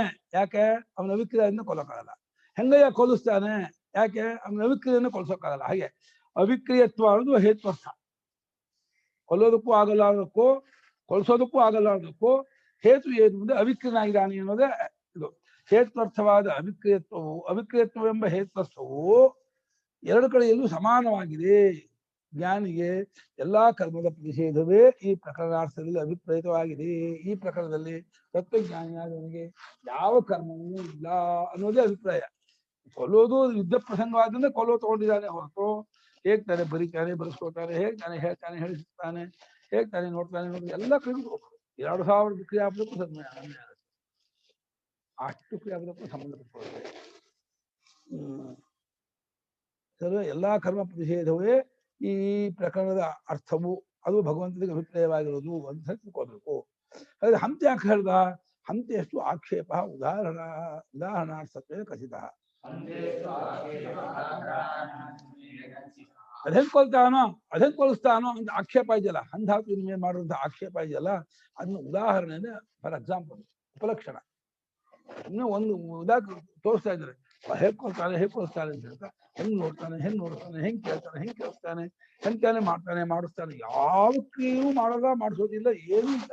ಸರ್ವಕ್ರಿಯಾ ರಹಿತ, ಸರ್ವಕ್ರಿಯಾ ಪ್ರತಿಷೇಧ ಅನ್ನೋದನ್ನ ಹೇಳೋಕ್ಕೋಸ್ಕರವಾಗಿ ಹಂಧಾತ್ಮನ ಉಪಲಕ್ಷಣವಾಗಿ ಹೇಳಿದೆ, ಗುರುತಾಗಿ ಹೇಳಿದೆ. ಇದು ಒಂದು ಮಾತ್ರ ಆಕ್ಷೇಪ, ಬಾಕಿ ಕ್ರಿಯೆಯನ್ನೆಲ್ಲ ಮಾಡ್ತಾನೆ ಅಂತ ಅರ್ಥ ಅಲ್ಲ. ಯಾವ ಕ್ರಿಯೆಯನ್ನು ಮಾಡಲ್ಲ, ಯಾವ ಕ್ರಿಯೆಯನ್ನು ಮಾಡಿಸೋದಿಲ್ಲ ಅಂದ್ರು ಜ್ಞಾನಿಗಳು. ಹಾಗಾದ್ರೆ ಜ್ಞಾನಿ ಎಲ್ಲಿರ್ಬೇಕಾಗತ್ತೆ? ಯಾವ ಕ್ರಿಯೆಯೂ ಇಲ್ಲ ಅಂದ್ರೆ ಜ್ಞಾನಿ ಕೊರವಾಗಿ ಬಿದ್ಬಿಡ್ಬೇಕಾಗತ್ತ? ಯಾವ ಕ್ರಿಯೆನೂ ಮಾಡೋಲ್ಲ ಅಂದ್ರಿ, ಯಾವ ಕ್ರಿಯೆನೂ ಮಾಡಿಸೋದಿಲ್ಲ ಅಂದ್ರಿ. ಹಾಗಾದ್ರೆ ಜ್ಞಾನಿಯ ಇದೇನು ಸ್ವರೂಪ ಏನು, ಹೇಗಿರೋದು? ಅವನು ತತ್ವಜ್ಞಾನ ಆದ್ಮೇಲೆ ಅವನು ಶೈಲಾದಿಗಳು ಇದ್ದೇ ಇರುತ್ತಲ್ಲ, ನೋಡೋ ದೃಷ್ಟಿಯಿಂದ, ಸ್ವರೂಪ ದೃಷ್ಟಿಯಿಂದ ಇಲ್ಲದೆ ಇರ್ಬೋದು, ವ್ಯವಹಾರದಿಂದ ಇರುತ್ತೆ. ಅದು ಹೇಗಾದ್ರೆ ಯಾವ ರೀತಿ ಇರ್ತಾನೆ, ಆಮೇಲೆ ಏನು ವಿಶೇಷವನ್ನು ಕೊಂಡ್ಕೊಂಡು ಅವನಿಗೆ ಕರ್ಮವಿಲ್ಲ ಅಂತ ಭಗವಂತ ಆಕ್ಷೇಪ ಮಾಡ್ತಾ ಇದ್ದಾನೆ. ವಿದುಷಃ ಹೇತು ವಿಶೇಷಂ ಪಶ್ಯನ್ ಕರ್ಮಾಣಿ ಆಕ್ಷೇಪತಿ ಭಗವಾನ್ ಕಥಂ ಸ ಪುರುಷ ಇದಿ. ಯಾಕೋ ಕ್ಲಿಯರ್ ಆಗಿಲ್ಲ ಅಂತಿದ್ದಾನೆ ಪೂರ್ವಪಕ್ಷಿ. ಏನ್ ಸ್ವಾಮಿ, ಜ್ಞಾನಿಗೆ ಕರ್ಮವು ಹೊಂದೋದಿಲ್ಲ ಅನ್ನೋಕ್ಕೆ ಒಂದು ಕಾರಣ ವಿಶೇಷ, ಹೇತು ವಿಶೇಷ ಕಾರಣ ವಿಶೇಷ. ಯಾವ ಕಾರಣ ವಿಶೇಷವನ್ನ ಕಂಡುಕೊಂಡು ಪರಮಾತ್ಮನು ಜ್ಞಾನಿಗೆ ಕರ್ಮವಿಲ್ಲ ಅಂತ ಹೇಳ್ತಿದ್ದಾನೆ, ಆಕ್ಷೇಪ ಮಾಡ್ತಿದ್ದಾನೆ. ಏನು ನಮ್ಮಾಗಿ ಅವನಿಗೂ ಕಣ್ಣು, ಕಿವಿ, ಮೂಗು, ಬಾಯಿ, ಕೈ ಕಾಲಿದೆ, ಹಸಿವಾಗುತ್ತೆ, ಊಟ ಎಲ್ಲ ಮಾಡ್ತಾನೆ, ಮಲಗ್ತಾನೆ, ಕರ್ಮ ಮಾತ್ರ ಮಾಡೋದಿಲ್ವಾ? ನಾವು ಮಾತ್ರ ಇದು ಮಾಡ್ಬೇಕು, ಎಲ್ಲ ಬೇಗ ಜೀವ ಮಾಡ್ಬೇಕು, ನಿಂತಿರ್ಬೇಕು. ಅವ್ನು ನಮ್ಮಾಗೆ ಎಲ್ಲ ಮಜಾ ಮಾಡ್ತಾನೆ, ಕರ್ಮ ಅವನ ಸಂಬಂಧ ಇಲ್ಲ. ಏನಿದು? ಯಾವ ಹೇತು ವಿಶೇಷವನ್ನು ಕಂಡವನಾಗಿ ಅವನಿಗೆ ಕರ್ಮವಿಲ್ಲ ಎಂಬುದಾಗಿ ಆಕ್ಷೇಪ ಮಾಡುತ್ತಿದ್ದಾನೆ ಪರಮಾತ್ಮ ಅಂತ ಪ್ರಶ್ನೆ. ಕರ್ಮ ಅಸಂಭವೇ ಹೇತು ವಿಶೇಷ, ಕರ್ಮವು ಹೊಂದೋದಿಲ್ಲ ಎಂಬುದಕ್ಕೆ ಕಾರಣ ವಿಶೇಷವನ್ನ ಕಂ ವಿಶೇಷಂ ಪಶ್ಯಂತ, ಯಾವ ವಿಶೇಷವನ್ನ ಕಂಡವನಾಗಿ ಪರಮಾತ್ಮನು ಆಕ್ಷೇಪ ಮಾಡುತ್ತಿದ್ದಾನೆ ಕಥಂಸ ಪುರುಷ ಅಂತ ತಿಳ್ಕೊಂಡು ಅಂತ. ಏನಯ್ಯ ಮತ್ತೊಂದು ಅದೇ ಕೇಳ್ತೀಯ? ನಾನು ಉಕ್ತೇವ ಅವಿಕ್ರಿಯತ್ವಂ ಸರ್ವಕರ್ಮ ಅಸಂಭವ ಕಾರಣ ವಿಶೇಷ. ಹೇಳಿದಿವಲ್ಲ, ಆತ್ಮರು ಅವಿಕ್ರಿಯನಾಗಿರುವುದು ಅನ್ನೋದೇ ಯಾವ ಕರ್ಮವನ್ನು ಹೊಂದೋದಿಲ್ಲ ಅಂದ್ರೆ ಕಾರಣ ವಿಶೇಷವು. ಇದೇ ಗೊತ್ತಾದ ಕಾರಣವೇ ಕಾರಣ ವಿಶೇಷ, ಯುನಿಕ್ ಆದ ಕಾರಣ, ಸ್ಪೆಸಿಫಿಕ್ ಆದ ಕಾರಣ ಏನು ಅಂದ್ರೆ ಆತ್ಮ ಅವಿಕ್ರಿಯನಾಗಿದ್ದಾನೆ ಅಂತ ತಿಳ್ಕೊಂಡಿರೋದೇ ಆತ್ಮನಿಗೆ ಯಾವ ಕರ್ಮವೂ ಸಂಬಂಧ ಕೊಡುವುದಿಲ್ಲ. ಅವನು ಕರ್ಮಾತ್ಮೀಕನು. ಅವನಿಗೆ ಕರ್ಮ ಸಂಬಂಧ ಪಟ್ಟಿದ್ರೆ, ಅವನಲ್ಲಿ ವಿಕಾರವಿದ್ರೆ, ಅವನು ಕ್ರಿಯಾವಂತನಾಗಿದ್ರೆ ಅವನಿಗೆ ಕರ್ಮ ಇಲ್ಲ ಅಂತ ಹೇಳಿ ತಪ್ಪಾಗ್ತಿತ್ತು. ಅವನಲ್ಲಿ ಕ್ರಿಯೆ ಇಲ್ಲ, ಕರ್ಮ ಸಂಬಂಧವಿಲ್ಲ, ಬದಲಾವಣೆ ಯಾವ ಇದು ಅಭಿಮಾನವೂ ಇಲ್ಲ, ಪರಿಚಯವೂ ಇಲ್ಲ, ಅವಯವವೇ ಇಲ್ಲ. ಹೀಗಿದ್ಮೇಲೆ ಅವನು ಹಿಂತಾನೆ ಕರ್ಮ ಹೊಂದತ್ತೆ. ಹೇಳಿದಿವಲ್ಲ, ಆತ್ಮನು ಅವಿಕ್ರನಾಗಿದ್ದುಕೊಂಡಿರೋದು ಅನ್ನೋದೇ ಯಾವ ಪ್ರಕಾರದಾದ ಕರ್ಮವು ಹೊಂದೋದಿಲ್ಲ, ಅದಕ್ಕೆ ಕಾರಣ ವಿಶೇಷವು ಹೇಳಿದಿವಲ್ಲ. ನೀನು ಹೇಳಿದ್ರೆ ಅದು ಸರಿಯಲ್ಲ ಅಂತಾನೆ. ಸತ್ಯ ಮುಕ್ತ ಇದನ್ನು ಹೇಳಿದ್ರೆ, ಆದ್ರೆ ನದು ಸಹ ಕಾರಣ ವಿಶೇಷ ಅನ್ಯತ್ವ ದೃಶ್ಯ ಅವಿಕ್ರಿಯಾದಾತ್ಮನಃ. ಸ್ವಾಮಿ ಅದು ಕಾರಣ ವಿಷಯ ಅಲ್ಲ, ಯಾರಿಗೋ ಇಲ್ಲ ಅಂದ್ರೆ ಇವನಿಗೆ ನಿರ್ಧಾರ ಮಾಡಕ್ಕೆ ಆತ್ಮನ ಅಂತ ಹೇಳ್ಬೋದು, ಇವನ್ ಮಾಡ್ಲಿ ಅಂತ. ಅವನು ಆತ್ಮನಿಗಿಂತ ಜ್ಞಾನಿ ಬೇರೆ ಅಂತ ಅರ್ಥ ಇದ್ದಾನೆ. ವಿದುಷಃ ಅನ್ಯತ್ವ ಅಕಸ್ಮಾತ್ ಅವಿಕ್ರಿಯಾದ ಆತ್ಮನಃ. ಅವಿಕ್ರಿಯನಾದ ಆತ್ಮನಿಗಿಂತ ಜ್ಞಾನಿ ಅಂತ ನಾವು ಯಾರು ನೋಡ್ತೀವಿ? ಒಂದು 5 ಅಡಿ 6 ಅಡಿ ಶರೀರ ಕೂರ್ಕೊಂಡಂತ ಮನುಷ್ಯ ನೋಡ್ತೀವಿ. ಅವ್ನು ನಾನು ಅಂತಾನೆ, ಊಟ ಮಾಡ್ತಾನೆ, ನಿದ್ದೆ ಮಾಡ್ತಾನೆ, ಎಲ್ಲ ಮಾಡ್ತಾನೆ. ಕರ್ಮ ಇದು ಅವನಿಗೆ ಅಲ್ಲ, ಅದು ಬಿಡಿ, ಇದೆಲ್ಲ ಉಂಟಂತೆ. ಯಾವ್ದ ಊಟೋಪಚಾರ, ತಿಂಡಿ ತಿನಿಸುಗಳು ಎಲ್ಲ ಹೋಗೋದು ಉಂಟು. ಅಗ್ನಿಹೋತ್ರ ಕರ್ಮ ಮಾತ್ರ ಇಲ್ಲ. ಇದ್ಯಾವ ನ್ಯಾಯ? ಆತ್ಮ ಬ್ರಹ್ಮ, ಬ್ರಹ್ಮ ಆತ್ಮ ಹಂಗಿರ್ಲಿ, ಅದು ಅವಿಕ್ರನಾಗೇ ಇರ್ಲಿ, ನಿರವಯನಾಗೇ ಇರ್ಲಿ, ನಿರ್ವಿಶೇಷನಾಗೇ ಇರ್ಲಿ, ನೀ ಹೇಳಂಗೆ ಅದು ಏನು ಕರ್ಮ ಮಾಡ್ದಿರೋನಾಗೇ ಇರ್ಲಿ, ಇವನಿಗೇನಾಗಿದೆ ಧಾಡಿ ಮಾಡಕ್ಕೆ? ಇವನ್ ಮಾಡ್ಲಿ ಕರ್ಮನ? ಇವನ್ ಬೇರೆ, ಅವ್ನು ಬೇರೆ ತಾನೆ ಅಂತ ತಾನೇ ಇವನ್ ಹೇಳ್ಕೊಂಡ್ಬಿಟ್ಟ. ಅವಿಕ್ರಿಯನಾಗಿರ್ತಕ್ಕಂತಹ ಆತ್ಮನಿಗಿಂತ ಜ್ಞಾನಿ ಇರಿಸ್ಕೊಂಡಂತಹ ಮನುಷ್ಯ ಬೇರೆಯಾಗಿರುತ್ತಾನಾದ್ದರಿಂದ ಅವನಿಗೆ ಕರ್ಮ ಸಂಬಂಧ ಉಂಟು, ಮಾಡ್ಲಿ ಅಲ್ಲನಾ? ಅವನ ಯಾಕೆ ಮಾಡ್ಬಾರ್ದು? ಜಿಲೇಬಿ ಇನ್ನೊಂದು ಹೇಳಕ್ಕಾಗತ್ತೆ, 2 ಹಾಕಿದಾಗ ಇನ್ನೊಂದು ಹಾಕುವಂತ ಅದೇ ಹೇಳಕ್ಕಾಗತ್ತೆ, ಕರ್ಮ ಮಾಡಕ್ಕಾಗಲ್ವಾ? ಹಿಂಗಿದೆಯಾ ನೋಡು.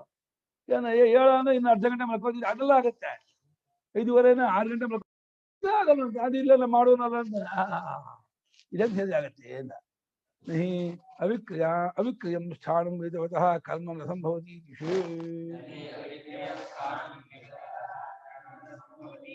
ಒಂದು ಮೋಟ್ ಬರ ಇದೆಪ್ಪ, ಅದು ಹಾಗೆ ಇರುತ್ತೆ, ಅದನ್ನ ತಿಳ್ಕೊಂಡು ಮಾತ್ರ ನೀನ್ ಕರ್ಮ ಇಲ್ಲ ಆಗತ್ತಾ?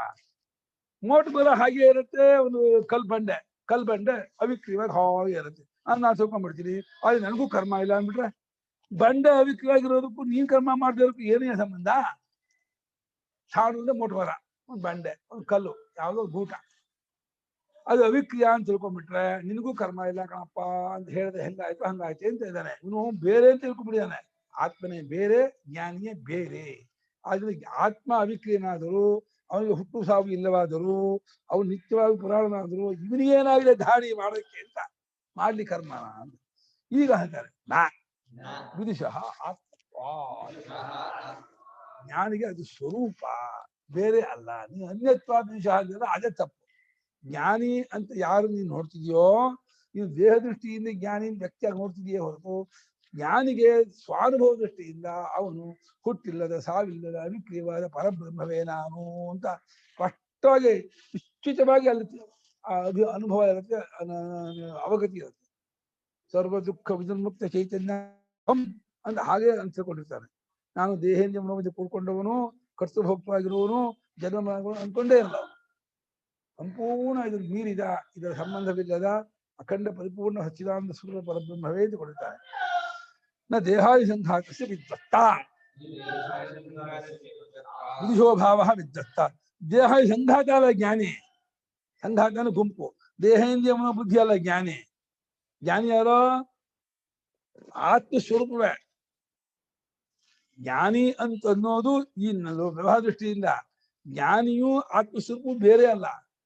ಜ್ಞಾನಿ ಆದವನು ಯಾವುದು ನಾನು ಅಂತ ಅಂತಿದ್ದಾನೋ ಅದು ನಾನು ಅನ್ನೋ ಶಬ್ದ ಲಕ್ಷಿಸಿದ್ದಾದ ಸ್ವರೂಪ, ನಾನು ಅನ್ನೋ ಶಬ್ದ ವಾಚ್ಯವಾದ್ದಲ್ಲ. ಅದೇ ಜ್ಞಾನಿ, ಅದೇ ನಾನು ಅಂದ್ಕೊಂಡಿದ್ದಾನೆ. ದೇಹಾದಿ ಸಂಘಾತಕ್ಕೆ ಜ್ಞಾನಿತ್ವ ಇಲ್ಲ, ವಿದುಷತ್ವ ವಿದ್ವತ್ತ ದೇಹಾದಿ ಸಂಘಾತಕ್ಕಿಲ್ಲ. ದೇಹಾದಿ ಸಂಘಾತೀತವಾದ ಕೇವಲ ಸ್ವರೂಪಕ್ಕೆ ಜ್ಞಾನಿತ್ವ, ಅದು ಇಂಪೋಸ್ ಮಾಡ್ಬೇಕು. ಎದುಗಾಲು ಇದೆ ಅಂತಂದ್ರೆ ಅದಕ್ಕೆ ಇಟ್ಕೊಳ್ಬೇಕಾದ್ರೆ, ಇದಕ್ಕಂತೂ ಅಲ್ಲ. ಅದಕ್ಕೆ ಹೊಂದತ್ತೋ ಅಂತ ಕೇಳಿದ್ರೆ ಅಲ್ಲಿ ಜ್ಞಾನ ಜ್ಞಾನ ಎರಡು ಹೊಂದಲ್ಲ, ಆ ವಿಷಯ ಎರಡನೇ ವಿಷಯ. ಸದ್ಯಕ್ಕೆ ಇದಕ್ಕಲ್ಲ ಅಂತ ಅಂತಾರೆ. ದೇಹಾದಿ ಸಂಘಾತಕ್ಕೆ ವಿದ್ವತ್ತ ಇಲ್ಲ, ಜ್ಞಾನಿತ್ವ ಇಲ್ಲ, ವಿದುಷತ್ವ ಹಿಂಗಲ್ಲ. ಹಾಗಾಗಿ ಇವನಿಗಲ್ಲ ಅಂತಾರೆ, ಉಳಿದಿರೋದು ಅದು ಒಂದೇ. ಅತಃ ಪಾರಿಶೇಷ್ಯ ಅಸಮ್ಮತಃ ಆತ್ಮ ವಿದ್ವಾನ್ ಅವಿಕ್ರಿಯ ಇತಿ ತಸ್ಯ ವಿದುಷಃ ಕರ್ಮ ಅಸಂಭವಾತ್ ಆಕ್ಷೇಪೋ ಯುಕ್ತ ಕಥಂ ಸ ಪುರುಷ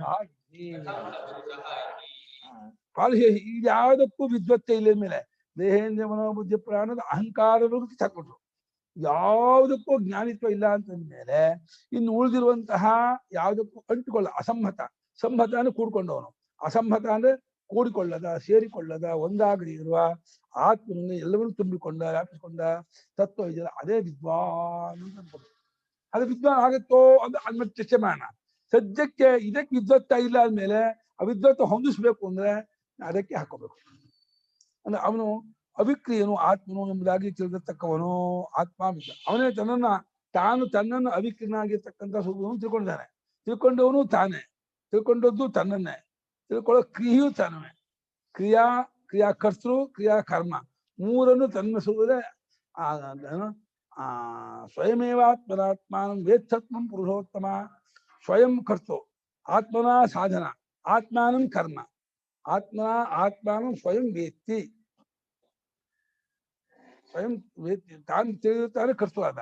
ಆತ್ಮಾನಂ ಕರ್ಮ ಆಯ್ತು. ಆತ್ಮನಿಂದ ಅಂದ್ರೆ ತನ್ನಿಂದಲೇ ತನ್ನ ತಿಳ್ಕೊಂಡು ಹೊರತು ಅನಾತ್ಮದಿಂದ ತನ್ನ ತಿಳ್ಕೊಳಕ್ಕಾಗಲ್ಲಪ್ಪ. ಗಳಿಗೆಯನ್ನು ನಮ್ ಕಣ್ಣು ನೋಡೋಕ್ಕಾಗತ್ತನ? ಕಣ್ಣಿನ ಗಳಿಗೆ ನೋಡ್ಬೋದು, ಗಳಿಗೆನ ಕಣ್ಣು ನೋಡೋಕ್ಕಾಗತ್ತೋ? ಆಗಲ್ಲ. ನೋಡಿಸ್ಕೊಂಡಿದ್ರೂ ನೋಡೋಕ್ಕಾಗಲ್ಲ. ಹೀಗೆ ಪಾರಿಶೇಷನ್ಯಾಯದಿಂದ ಯಾವುದಕ್ಕೂ ಅಂಟ್ಕೊಳ್ಳದೇ ಇರುವ ಆತ್ಮನೇ ವಿದ್ವಾನ್, ಅವನು ಅವಿಕ್ರಿಯನು ಅಂತ ಹೇಳಿ ಈ ರೀತಿ ಆಗಿರೋದ್ರಿಂದ ಆ ಜ್ಞಾನಿಯಾದವನಿಗೆ ಯಾವ ಕರ್ಮವೂ ಹೊಂದುವುದೇ ಇಲ್ಲವಾದ್ರಿಂದ ಆಕ್ಷೇಪ ಯುಕ್ತವಾಗಿದೆ. ಹೆಂಗಯ್ಯ ಕೊಲ್ತಾನೆ, ಹೆಂಗಯ್ಯ ಕೊಲ್ಲಿಸ್ತಾನೆ ಅಂತ ಆಕ್ಷೇಪ ಮಾಡೋದು ಕರೆಕ್ಟ್ ಆಗಿದೆ, ಸರಿಯಾಗಿದೆ. ಇದು ನೋಡಿ, ಈ ವಾಕ್ಯ ಬಹಳ ಬಿಗಿಯಾದ ವಾಕ್ಯ. ಯಥಾ ಬುದ್ಧ್ಯಾದ್ಯಾಹತಸ್ಯ ಶಬ್ದಾದ್ಯರ್ಥಸ್ಯ ಅವಿಕ್ರಿಯ ಏವ ಸನ್ ಬುದ್ಧಿವೃತ್ತ್ಯಾ ಅವಿವೇಕ ವಿಜ್ಞಾನೇನ ಅವಿದ್ಯೆಯಾ ಉಪಲಬ್ಧ ಆತ್ಮ ಕಲ್ಪ್ಯತೆ. ಏವಮೇವ ಆತ್ಮಾನಾತ್ಮ ವಿವೇಕ ವಿಜ್ಞಾನೇನ ಬುದ್ಧಿವೃತ್ತ್ಯಾ, ಇಲ್ಲಿ ಅಂಡ್ರೆ ಮಾಡಬೇಕು. ಬುದ್ಧಿವೃತ್ತ್ಯಾ ಅಂದ್ರೆ ಅಂಡ್ರೆ ಮಾಡಬೇಕು.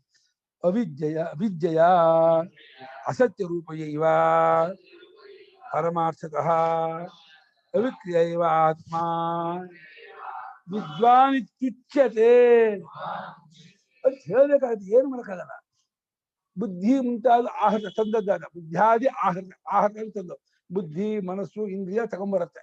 ಪ್ರಪಂಚದತಕ್ಕಂಥ ಶಬ್ದ ಸ್ಪರ್ಶ ರೂಪ ರಸ ಗಂಧಾದಿ ತಗೊಂಬರುತ್ತೆ. ಬುದ್ಧಾದ್ಯಾಹೃತಸ್ಯ ಶಬ್ದಾದಿ ಅರ್ಥಸ್ಯ, ಶಬ್ದ ಸ್ಪರ್ಶ ರೂಪ ರಸ ಗಂಧ ಅರ್ಥದ ವಿಷಯ. ಬುದ್ಧಾದಿಗಳು ತರೋಕ್ ಸಾಧನ, ಶಬ್ದಾದಿಗಳು ತರಿಸ್ಕೊಂಡ ವಿಷಯಗಳು.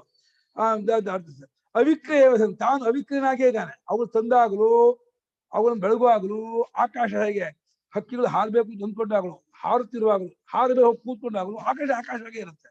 ಆಕಾಶಕ್ಕೆ ಏನು ವ್ಯತ್ಯಾಸ ಹಾಗೆ ಬುದ್ಧಾದ್ಯಾಹೃತ ಶಬ್ದಾದ್ಯರ್ಥಸ್ಯ ಅವಿಕ್ರಿಯ ಸನ್, ತಾನು ಅವಿಕ್ರಿಯ ಇದ್ಗಳು ಬುದ್ಧಿವೃತ್ತಿ ಅವಿವೇಕ ವಿಜ್ಞಾನಿನ, ಬುದ್ಧಿವೃತ್ತಿಗೂ ತನಗೂ ವಿಂಗಡವಾಗಿ ತಿಳ್ಕೊಳ್ಳದೆ ಇರೋದು ಅನ್ನೋ ತಪ್ಪಲಿಕೆಯಿಂದ ನಾವೇ ವಿವೇಕ ಮಾಡ್ಕೋಬೇಕಾಯ್ತು.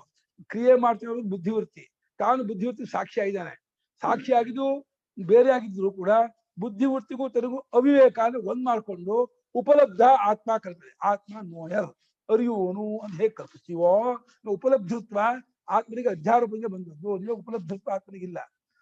ಕೇವಲ ಸ್ವರೂಪನಾದ ಆತ್ಮನಲ್ಲಿ ವಿಕಾರವಿಲ್ಲ, ಅದು ಉಪಲಬ್ಧತ್ವ ಅಲ್ಲ. ಉಪಲಬ್ಧ ಅನ್ನೋದು ಅರಿಯುವನು, ಭವನು ಇದೆಯಲ್ಲ, ಭವನು ಅನ್ನೋದು ಕರ್ತರ್ಥ, ಅದು ಕ್ರಿಯೆ ಹೇಳುತ್ತೆ, ವ್ಯಾಪಾರ ಹೇಳುತ್ತೆ, ಒಂದು ಬದಲಾವಣೆ ಹೇಳುತ್ತೆ.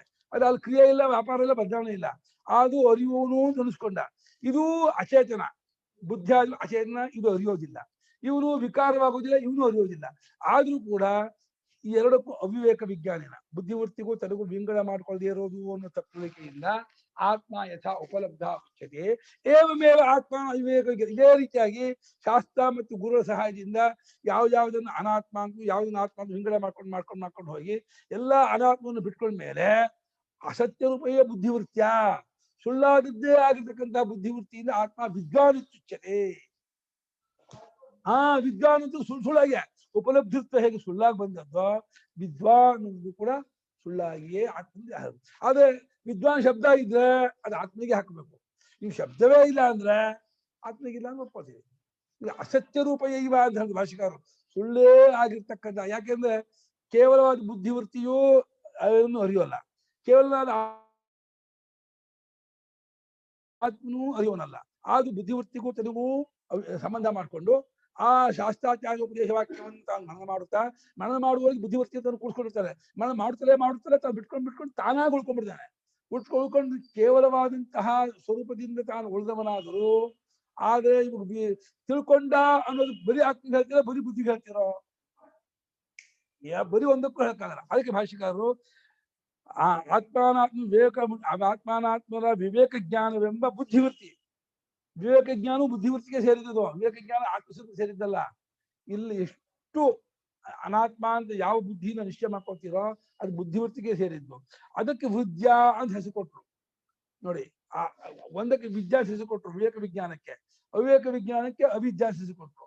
ಆ ಆತ್ಮಾನಾತ್ಮ ವಿವೇಕವನ್ನು ಮಾಡಿಕೊಳ್ಳುವುದು ಅನ್ನೋ ಬುದ್ಧಿವೃತ್ತಿ ಎಂಬ ವಿದ್ಯೆಯಿಂದ ವಿಂಗಡಣೆ ಮಾಡ್ಕೊಂಡಿರೋದು ಒಂದು ವಿಶೇಷ ಇದೆಯಲ್ಲ, ಆ ವಿದ್ಯೆಯಿಂದ ಅದು ಅಸತ್ಯವಾದದ್ದೇ, ನೀವು ಆತ್ಮಸ್ವರೂಪ ಸೇರಿದ್ದಲ್ಲ, ಅದು ಅಸತ್ಯರೂಪವೇ ಆಗಿರ್ತಕ್ಕಂತಾದ ಆ ಬುದ್ಧಿವೃತ್ತಿಯಿಂದ ಪರಮಾರ್ಥತಃ ಅವಿಕ್ರಿಯೇವಸನ್, ನಿಜವಾಗಿ ಅವನು ಅವಿಕ್ರಿಯನಾಗಿಯೇ ಆಗಲೂ ಅವಿಕ್ರಿಯನಾಗಿಯೇ ಇರ್ತಾನೆ. ಉಪಲಬ್ಧವಾದಾಗಲೂ ಅವಿಕ್ರಿಯನಾಗಿಯೇ ಇರ್ತಾನೆ, ಜ್ಞಾನಿ ಆದಾಗಲೂ ಅವಿಕ್ರಿಯನಾಗಿಯೇ ಇರ್ತಾನೆ. ಅದು ಆತ್ಮ ವಿದ್ವಾನ್ ಇತ್ಯುಚ್ಯತೆ, ಆತ್ಮನ ಜ್ಞಾನಿ ಎಂಬುದಾಗಿ ಈ ರೀತಿ ಹೇಳುತ್ತಾರೆ. ಸ್ವಾಮಿ ಅಷ್ಟಕ್ಕೂ ಬೋರ್ಡ್ ಕೊಟ್ಟಿದ್ದಾರೆ ಕರ್ಣಾರ್ಥವನ್ನ, ಮುಖ್ಯವಾದ ವಿಚಾರ ಅಂತ. ನಾವು ಫಸ್ಟ್ ಪಾಠ ಆದ ಕೂಡಲೇ ಗೀತಾ ಭಾಷೆ ಆದ ಕೂಡಲೇ ನಮ್ಮನ್ನ ಇದೇ ವಾಕ್ಯ ಪ್ರಶ್ನೆ ಮಾಡಿದ್ರು, ಈ ವಾಕ್ಯಕ್ಕೆ ಅರ್ಥ ಹೇಳಪ್ಪ ಅಂದ್ರು. ಹಾಗೆ ಬೆಂಗಳೂರು ಸುಬ್ರಾಯ್ ಪಾಠ ಹೇಳಿದ್ರು, ನಂಗೆ ಇಷ್ಟೆಲ್ಲ ಇದು ಗೊತ್ತಿರ್ಲಿಲ್ಲ, ನಂಗೆ ಅಷ್ಟೆಲ್ಲ ಅರ್ಥ ಆಗ್ಲಿಲ್ಲ ಇದು. ನೀನು ಅರ್ಥ ಹೇಳಿದ್ರೆ ಸರಿಯಾಗ್ಲಿ ಹಾಗೆ ಹೇಗೆ ಅಂತಂದೆ. ಆಮೇಲೆ ಅನ್ನ ದೇಶ ತನ್ನ ಹೋದೆ, ಏನ್ ಅರ್ಥ ಇದೆ ಹೀಗೆ ಅಂತ. ಆಮೇಲೆ ಮಣ್ಣು ಬಿಡಿಸಿ ಹೇಳಿದಾಗ ಮತ್ತೆ ಮಣ್ಣತ್ತ ಹೋಗಿ ಹೇಳಿದೆ, ಈ ಕರೆಕ್ಟ್ ಆಗಿ ಹೇಳಿದ್ದು. ಹೋಗೋದು ಮುಂಚೆ ನನ್ಗೆ ಏನು ಗೊತ್ತೇ ಆಗಲಿಲ್ಲ ಇದು ನಾವು ಏನು ಶಬ್ದಾರ್ಥ ತಗೊಂಡು ಹೋದ್ರೆ ಏನ್ ಹೇಳ್ತಿದ್ದಾರೆ ಅಂತ ಗೊತ್ತಾಗಲ್ಲ.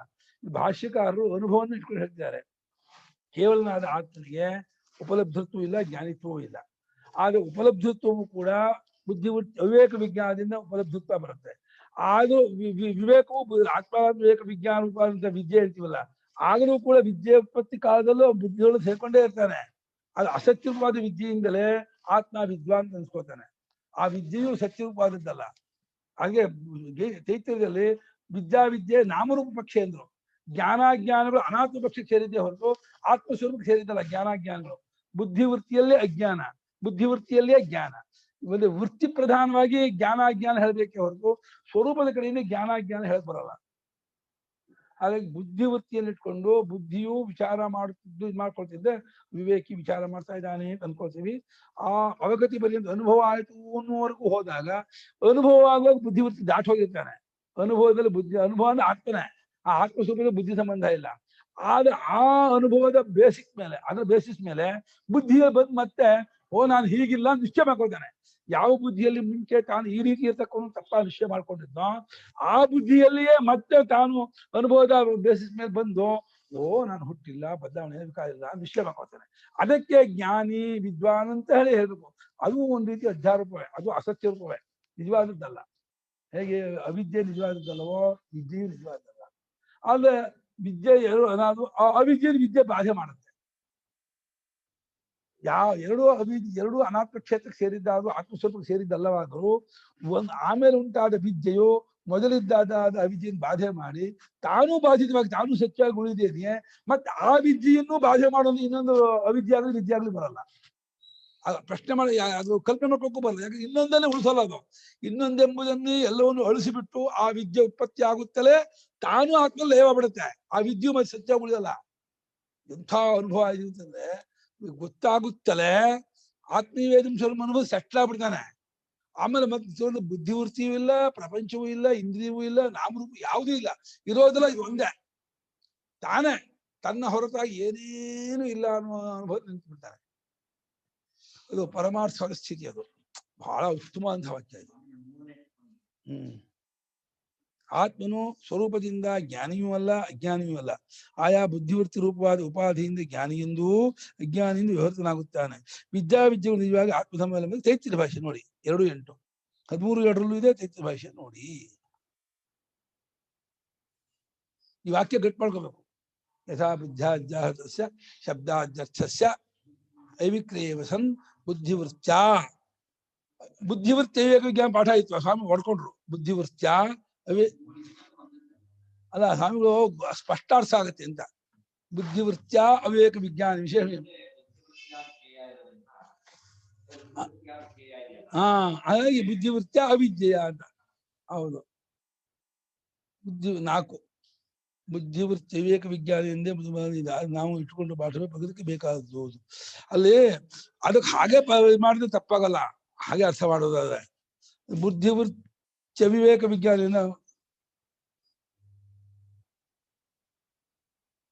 ವಿವೇಕ ವಿಜ್ಞಾನ ಅಲ್ಲಿ ಬುದ್ಧಿವೃತ್ತಿ ಸಾಧನೆ ಆಗೋಲ್ಲ ಅಂತ.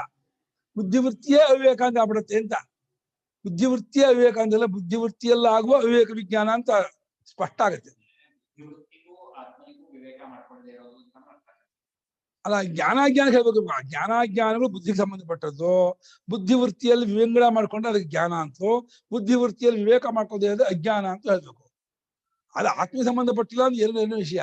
ಜ್ಞಾನಾಜ್ಞಾನಗಳು ಬುದ್ಧಿಯಲ್ಲಿ ಹೇಗಾಗತ್ತೆ ಅಂದ್ರೆ ವಿಂಗಡ ಮಾಡ್ಕೊಂಡ್ರೆ ಜ್ಞಾನ ಆಗತ್ತೆ, ವಿಂಗಡ ಮಾಡ್ಕೊಳ್ಳದೆ ಹೋದ್ರೆ ಅಜ್ಞಾನ ಆಗುತ್ತೆ. ಈಗ ಬುದ್ಧಿವೃತ್ಯ ಅವಿವೇಕ ವಿಜ್ಞಾನ, ಬುದ್ಧಿವೃತ್ಯ ವಿವೇಕ ವಿಜ್ಞಾನ, ಹಾಗೆ ಬುದ್ಧಿವೃತ್ಯ ಅವಿದ್ಯ, ಬುದ್ಧಿವೃತ್ಯ ವಿದ್ಯೆಯ ಎರಡು ಅದು. ಆಮೇಲೆ ಅವಿದ್ಯೆಯಾಲಕ್ಕೂ ಬುದ್ಧಿವೃತ್ಯ ಮಾಡ್ಕೊಂಡಿದ್ದಾರೆ, ವಿದ್ಯೆಯಾಲಕ್ಕೂ ಬುದ್ಧಿವೃತ್ಯ ಮಾಡ್ಕೊಂಡಿದ್ದಾರೆ ಗುರುಗಳು. ಮುದ್ದಿದ ಪುಸ್ತಕಗಳ ಪಾಠ ಎಲ್ಲಾ ಪುಸ್ತಕಗಳು ಹಾಗೆ ಇದೆ. ಇದನ್ನು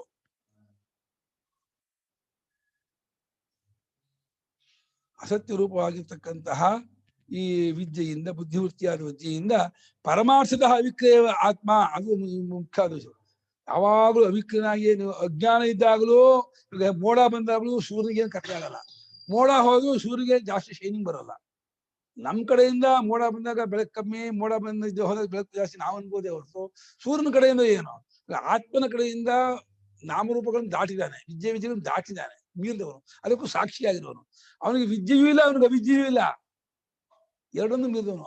ಅದೇ ನಮ್ಮ ಸ್ವರೂಪ, ನಾವು ಹಾಗೆ ಇರೋರು, ಅದೇ ನಮ್ಮ ನಿಜವಾದ ಸ್ವರೂಪ ಅಂತ ಆದಾಗ ಈ ಬುದ್ಧಿವೃತ್ತಿ ಅವಿವೇಕ ವಿಜ್ಞಾನದಿಂದ ನಾವು ಉಪಲಬ್ಧ, ಅಜ್ಞಾನಿ, ಕರ್ತೃಭೋಕ್ತೃ ನಮ್ ತಿಳ್ಕೊಳ್ರಿ. ಉಪಲಬ್ಧ ಅನ್ನೋದು ಒಂದು ಉಪಲಕ್ಷಣ.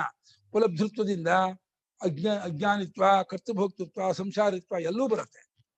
ಅದು ವಿವೇಕ ವಿಜ್ಞಾನದಿಂದ, ವಿದ್ಯೆಯಿಂದ ಬುದ್ಧಿವೃತ್ತಿಯೂ ಬಾಧಿತವಾಗಿ ಆ ವಿದ್ಯೆಯೂ ನಿಜವಾಗಿ ಉಳಿಯೋದೇನೆ ಆತ್ಮರು ಸೆಟ್ಲ್ ಆಗ್ಬಿಟ್ಟು ಎರಡೂ ಆತ್ಮ ಸ್ವಲ್ಪ ಸಂಬಂಧವಲ್ಲದ್ದು, ಮುಂದೆವಿಲ್ಲದ್ದು ಗೊತ್ತಾಗುತ್ತೆ.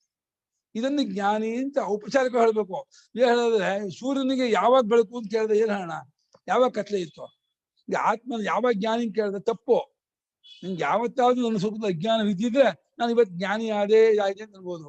ಜ್ಞಾನಾಜ್ಞಾನಗಳ ಸೋಂಕೆ ಇಲ್ಲದೆ ಇರೋ ನನಗೆ ಜ್ಞಾನಿತ್ವ ಯಾವಾಗ ಬಂತು ಅಂತ ಕೇಳಿದ್ರೆ ಇಷ್ಟೇ ಇಸ್ವಿ ಜ್ಞಾನಿಗಳು, ಇಷ್ಟೇ ಇಸ್ವಿ ತಿಳ್ಕೊಂಡು ಹೊಂದಲ್ಲ ಆತ್ಮಸ್ವರೂಪ. ಔಪಚಾರಿಕ ಹೇಳ್ಬೇಕು, ನಿಶ್ಚಯ ಮಾಡ್ಕೊಂಡಾಗ ಗೊತ್ತಾಯ್ತು ಅಂತ. ಅದು ಇನ್ನೂ ತಮಾಷೆ ಏನ್ ಗೊತ್ತಾ, ಲೋಕದ ನಿಶ್ಚಯವಾಗುವುದಕ್ಕೂ ಆತ್ಮವಿಷಯ ಬುದ್ಧಿವೃತ್ತಿಯೂ ಬಾಧಿತ ಮಾಡ್ಬಿಡ್ತಾರೆ. ನಿಶ್ಚಯವಾಗುತ್ತಲೇ ವೃತ್ತಿಯೂ ಉಳ್ಕೊಳ್ಳೋದೇ ಇಲ್ಲ. ಅದರಲ್ಲೂ ಸ್ವಪ್ನ ಹೇಗೆ ಬಾಧಿತ ಮಾಡ್ಬಿಡ್ತದೆ ಎಚ್ಚೆತ್ಕೊಳ್ಳೋರಿಗೆ, ತತ್ವಜ್ಞಾನವಾಗುತ್ತಲೇ ಬುದ್ಧಿವೃತ್ತಿ ಸಮಯ ಅಷ್ಟು ಬಾಧಿತವಾಗೋದ್ರಿಂದ ಇಂಥ ಇಸುವಿ ಜ್ಞಾನ ಬರೋದೇ ಇಲ್ಲ ಅಲ್ಲಿ. ಆ ಇಸುವಿ ಕೊಡೋಕೆ ಕಾಲ ದೇಶ ಅಲ್ಲಿ ಇಲ್ಲ, ಅಲ್ಲಿ ಗೊತ್ತಾಗಲ್ಲ ಜನರಿಗೆ.